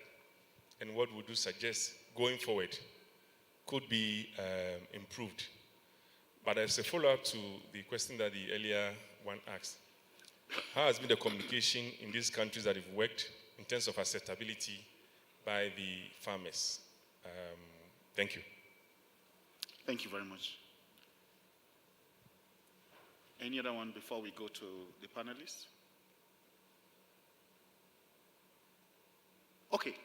So there was a comment, an initial comment before Dr. Kani asked his question, and that comment was directed to you, Jonga, about maize. Would you want to respond to that before we go to Dr. Gizel?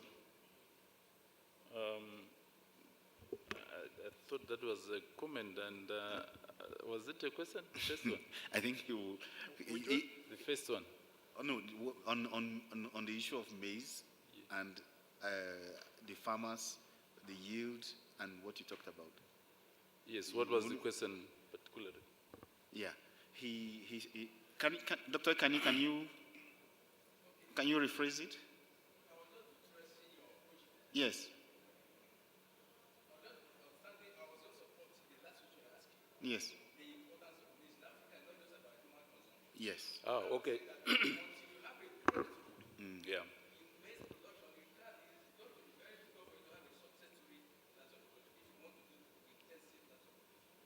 Maybe just a comment on that is that, like in TAAT maize, we are promoting also crop livestock integration, where you would find that in some markets, the maize, maybe the grain, is used for stock feeds, and also even the stover. In some farming systems, they use that to feed livestock. So that breakthrough is quite helpful because you will not be just for human consumption, but also you can have livestock thriving. So what is needed is to replicate the successes, as I said, in intervention sites, so that we pull the maybe national averages in each country in terms of yield. And it takes time. When you now say the country has a national average of 2 tons from even 1.5, it takes time because it needs maybe to reach more than 80% of the farmers with those technologies and practicing that. But I think it's showing some good steps. We are in the good direction to be able to do that. Okay. Dr. Gizel, your achievements? Okay, Yes. Thank you very much. TAAT is about partnership. So, whatever we are saying, even as a good success story, is the contribution of all actors involved in this initiative. As I said, the seed system or functional seed system with the correct seed roadmap and linking technology deployment with large-scale investment. When I say large-scale investment, big resources invested in the country in hundreds of millions, which we are very much integrating the technology. We have seen tremendous success in several countries. I can mention, as I said, with cassava in DRC Congo, a game-changing technology of cassava has increased farmers, hundreds of thousands of farmers who adopted that, increased their productivity by 2 to 3-fold. This is also repeating now in Nigeria. As I said earlier, a good success story of heat-tolerant wheat. It is making dramatic success because with the correct seed roadmap and with correct plan, working as partners of the seed sector stakeholders, led by government, because as I said, a seed roadmap is a policy document. It must be owned by the government. It must be aligned their own priority. We have seen, following the crisis in Ukraine and Russia, today, Ethiopia becomes self-sufficient, major importer. Nigeria is now, this year, planning to move from 250,000 hectares to 500,000 hectares, mainly by funds coming from the Africa Development Bank and from the government, because Nigeria is the largest wheat importer. And let me add the same in Zimbabwe, a major importer of rice and wheat. Now they become self-sufficient in wheat production. Rice, as I mentioned, in West Africa, like Cote d'Ivoire, like Gambia, they are now major producer of rice, and this has got a trickling effect, domino effect, that neighboring countries are adopting the seed roadmap and seed system. And we are believing that this is going to benefit millions of farmers. That's why, as I said, as TAAT, so far, we reached 25 million farmers. We have a track, and this is now a way to drive African agricultural transformation, mainly a policy-led and technology-driven agricultural transformation. And it should start from policy, as we say. These 25 million farmers are small, even to say, as a big success. But it shows that with this initiative, if all African countries, the Dakar 2 initiative, which has been taking place 2 years ago, 35 head of state of Africa leaders, they committed to adopt this and drive agricultural transformation, not only waiting for money coming from international financial institutions, but also to put their money from annual budget to 10% of agriculture. So I'm just mentioning some of the examples. In Tanzania, a major transformation is happening. And I'm very optimistic with the seed system and seed roadmap we developed in Kenya. This will drive, and it has been taken at the highest policy level. So I'm saying these success stories are tangible success stories, but we need to do more for Africa, feeding Africa. Thank you very much. Thank you, Dr. Gizau. Professor Nangayu, there's a question on regulatory agencies. Yes. Yeah. Let me respond to that. And as I respond to that, let me assure the TAAT program coordinator that I'm responding to that outside the purview of what TAAT does, because it's talking about biosafety, which, of course, by extensions, talks about genetically transformed products. By assuring the audience that for now, and I stress for now, TAAT focused itself on delivering conventional improved technologies. And that's perhaps the reason why we have not ventured to seek the input of biosafety authorities, because conventionally bred crops are conventional anyway. They're not regulated as if they were transgenic or genetically improved crops. But aside from that, Kwesi, I want to assure you now, separately away from that, that our work as AATF on transgenic crops has not given a blind eye to regulatory authorities. As you know, we have a separate program called OFAB that has worked with regulatory authorities in Ghana. There are times when lawsuits have gone to, have taken us to court together, and we've not abandoned you at the hour of need. We have also worked with the National Biosafety Authority in Ghana, in Kenya, in Mozambique. So when TAAT,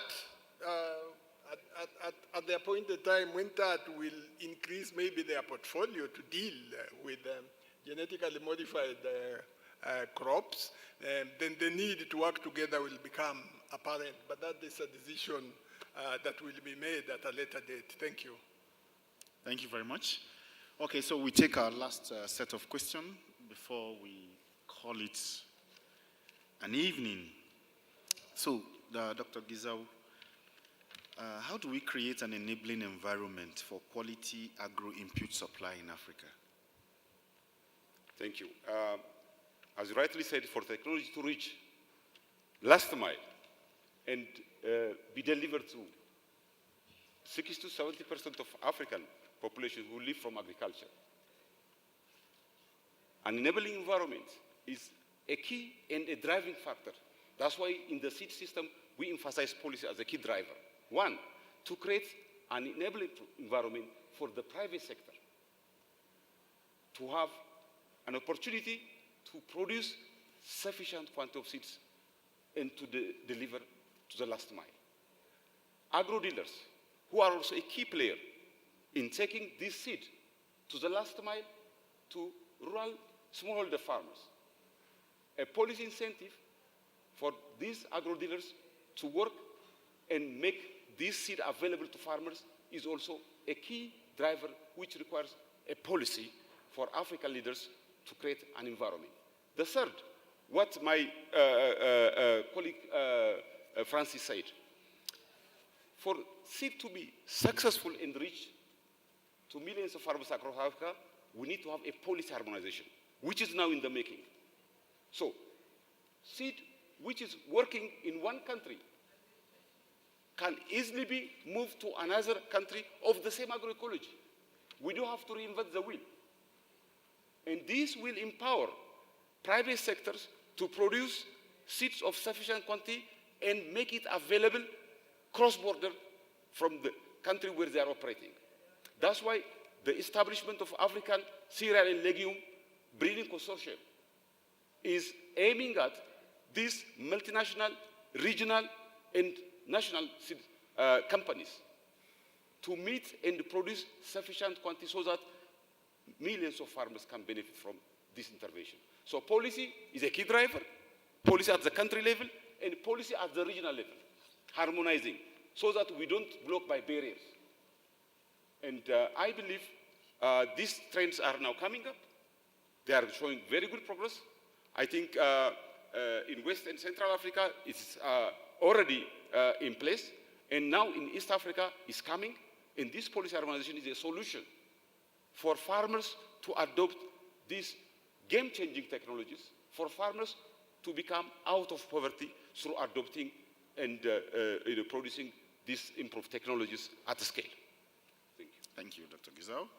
Professor Nangayo, your closing thoughts and on this issue of quality agro-input supply in Africa. Yeah. My narrative will not be any different from what Dr. Gizau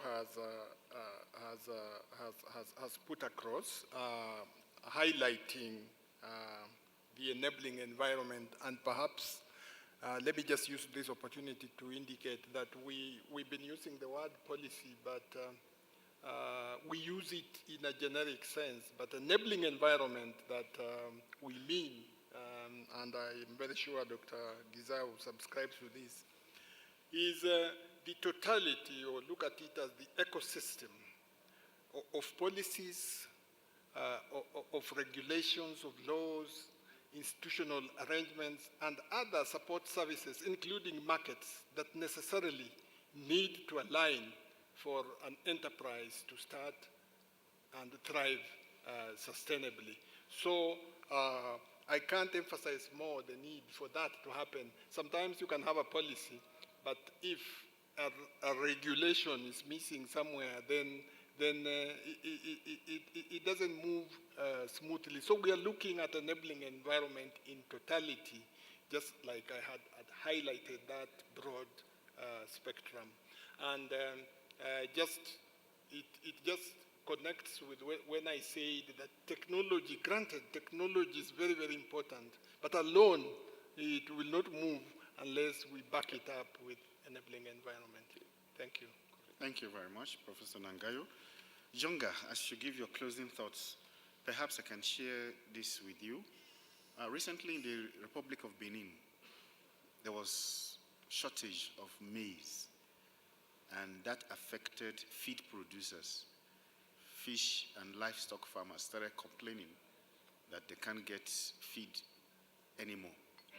And the government said, oh, it's because many Beninese are roasting and boiling maize.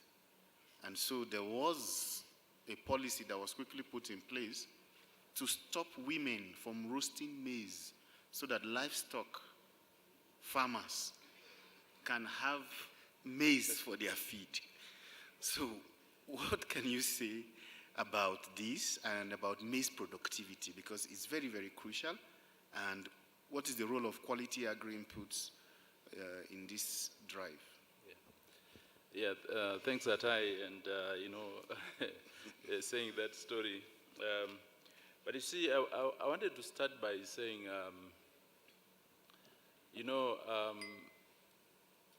I think talking about the enabling environment, harmonization, and so on, I still see a gap in Africa where, if we do our harmonization, enabling environment, policy support very well, we'll be talking of seed sufficiency or seed security in Africa. But I still see some challenges because in Africa we have countries where they've got comparative advantage in terms of seed production, say for maize. But yesterday we were talking about big markets, regional markets for economies of scale to promote businesses. But you find that movement of seed from one African country where there's comparative advantage to another one is still constrained. And because of that, it is difficult for Africa to achieve, seed sufficiency. But if we do more and allow, like, varieties that are adaptable, similar ecologies, they can be shipped seed from one country to the other,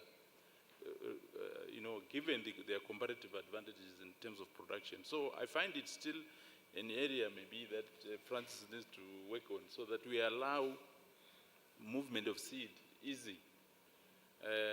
The way we allow, you talked about importing from overseas to here, but when you are in Africa, it becomes very difficult. And because of that, it takes time to achieve seed sufficiency in Africa. And maybe the case of Benin you are talking about could just need that, to say maybe we have quite robust maize varieties that are maybe being cultivated just across the border, and they can be delivered in there, and we can do mapping and see where they can be grown, and with the complementary good agronomic practices, we can improve maize production so that we don't stop people the way they need to consume their maize, whether by roasting and so on, and I think it's easy to do. I think that's what way we need to start and say, do we have the quality inputs, the seed and everything, and also the farmers and the extension to do so that those inputs are used properly and achieve the results. Also talking about extension, what I've realized, talking on partnerships in TAAT and so on, where we're saying you bring bundles of technologies, you find even extension, even if it's not adequate from government extension, private sector who are supplying inputs, they also provide their own extension. You will be able to stand there an agronomist and say, this is how best you can use my seed to get the best out of it. You bring someone who is supplying agrochemicals, they will tell you the application rates, when to apply. The same with fertilizer, how to do soil analysis and everything. So I think we have everything that we need to make it happen. But I think we need just to harness those expertise with the various partners and deliver and make maize production grow in Africa. Thank you very much. Thank you very much, panelists. We have been able to establish so far that for functional seed systems to survive and to thrive in Africa, we need enhanced partnerships. We have also indicated that it is important that we align national priorities with scaling interventions so as to foster sustainable and robust seed systems. We have also highlighted the imperatives of creating an enabling environment for seed system to thrive. We have also talked about shaping the transformation discourse by ensuring that we look within to source for funding from our governments and from within Africa to fund transformation across the continent. Thank you very much. And a round of applause for my panelists. So right now, we would like to welcome the IITA DG, the representative of the IITA DG, Dr. Chris Akem, for closing remarks.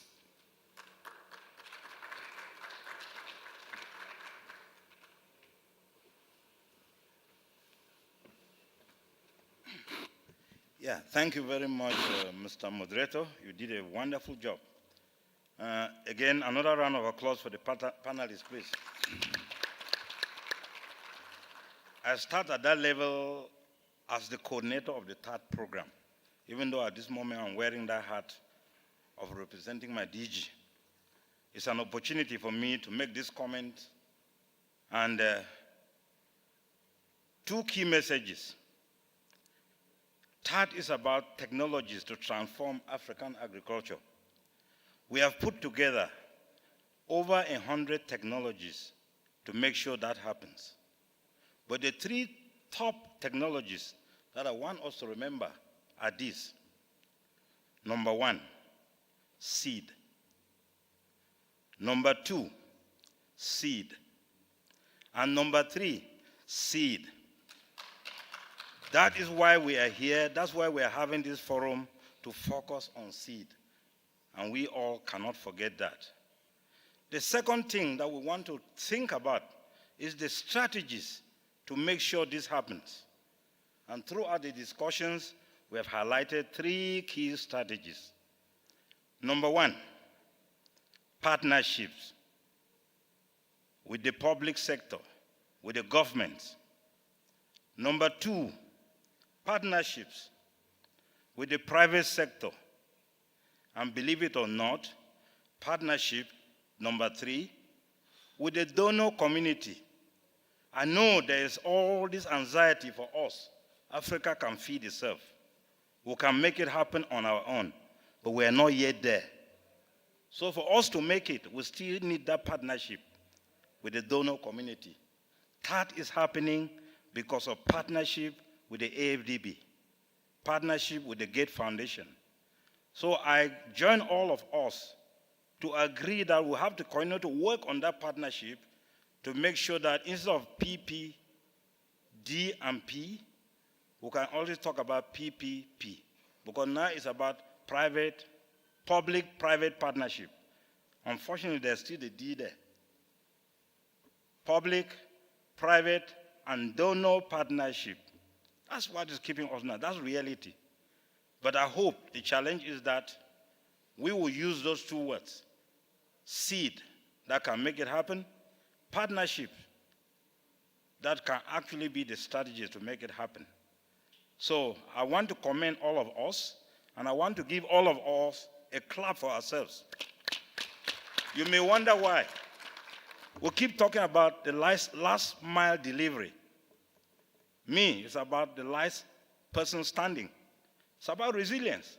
We are still here. Look at the time.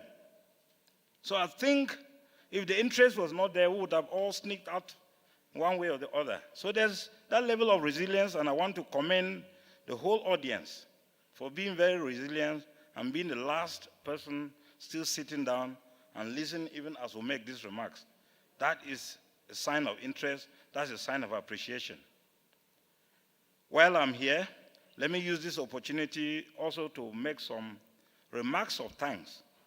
And let me start by thanking the management of AATF for this brilliant idea of putting together this biannual conference. When it started a couple of years ago in Tanzania, I was personally very pleased because I saw it as if they read the minds of TAAT. This was an opportunity for TAAT to take. TAAT is all about technologies for transforming African agriculture. Here, another partner within that same TAAT ecosystem has taken upon themselves to start promoting a conference on innovations and technologies for African agriculture. So I really appreciate AATF. They're a very strong partner of the TAAT ecosystem. Of the 13 compacts that we have, and compacts is just an aggregation of individuals who are making things happen, you'll be very pleased to see that AATF has 2 of these 13, while the other CG centers are struggling with the other 11, even though there are 9 CG centers. But AATF alone, and those are the 2 right there, policy. To make sure things happen, we need that enabling environment. We cannot transform African agriculture without linking up with one another, without following up with the agroecological approach that TAAT is promoting. Therefore, release that variety in Nigeria. We don't have to go and reinvent the wheel in Ghana to release that same variety of cassava or maize or whatever. That enabling environment needs the policy. So it's a key. And the very first component of TAAT is about enabling environment. Very, very important, and AATF is leading us in that direction. We have talked about the importance of maize. I will not go into it again. We have all talked about it, and of course, AATF is also providing that leadership. So I want to start by thanking AATF for this. I want also to thank IITA, my own institution. They are playing a double role in TAAT. They are the executing agency. They are the ones that the donor has confidence to say, okay, I put this in your hands, you lead it, you make it happen. If there's any problem, I'll blame you. So sometimes I always write to my colleagues, we need that ecosystem. When I'm seeing things not going the way it should be smoothly going, and you're giving all defenses, I say, hey guy, let's do it this way. And you start frowning. I say, has the bank ever contacted you to question what you are doing? Because they contact IITA, and by default, me. So IITA has given me that confidence to lead this important program. We are not only the executing agency, we are also implementers. We take on cassava, we take on soybean, we take on youth. So we're playing a very critical role, and I want just again to appreciate the institution for taking on that mandate of not only being the main CG center in Africa, with their DG, not only the DG of IITA, but also the director of continental Africa. That is how important the institution has been placed in playing the role that it's playing. Again, I don't want to make anything long. I think we need to go home and relax and think of another day, but I just thought I should thank you again for being a wonderful audience, for taking your time to listen to what we have done in TAAT, what we are trying to do in TAAT. The partnership will continue. We believe that this is a very good start for AATF to give us this forum. We look forward to the next opportunity when we shall meet again in 2 years' time to see where we are in TAAT, to update you where we are in TAAT. As I've said, the donor partnership is very important because we have to continue to depend on that until we're able to feed ourselves, until we're able to do it ourselves. So thank you very much again, and good night, everybody. As I look forward to seeing all of us again tomorrow to continue with the story. Thank you very much again. Thank you, Dr. Akem. Please remain here for the group photograph with the panelists. Can we have the group photograph, please?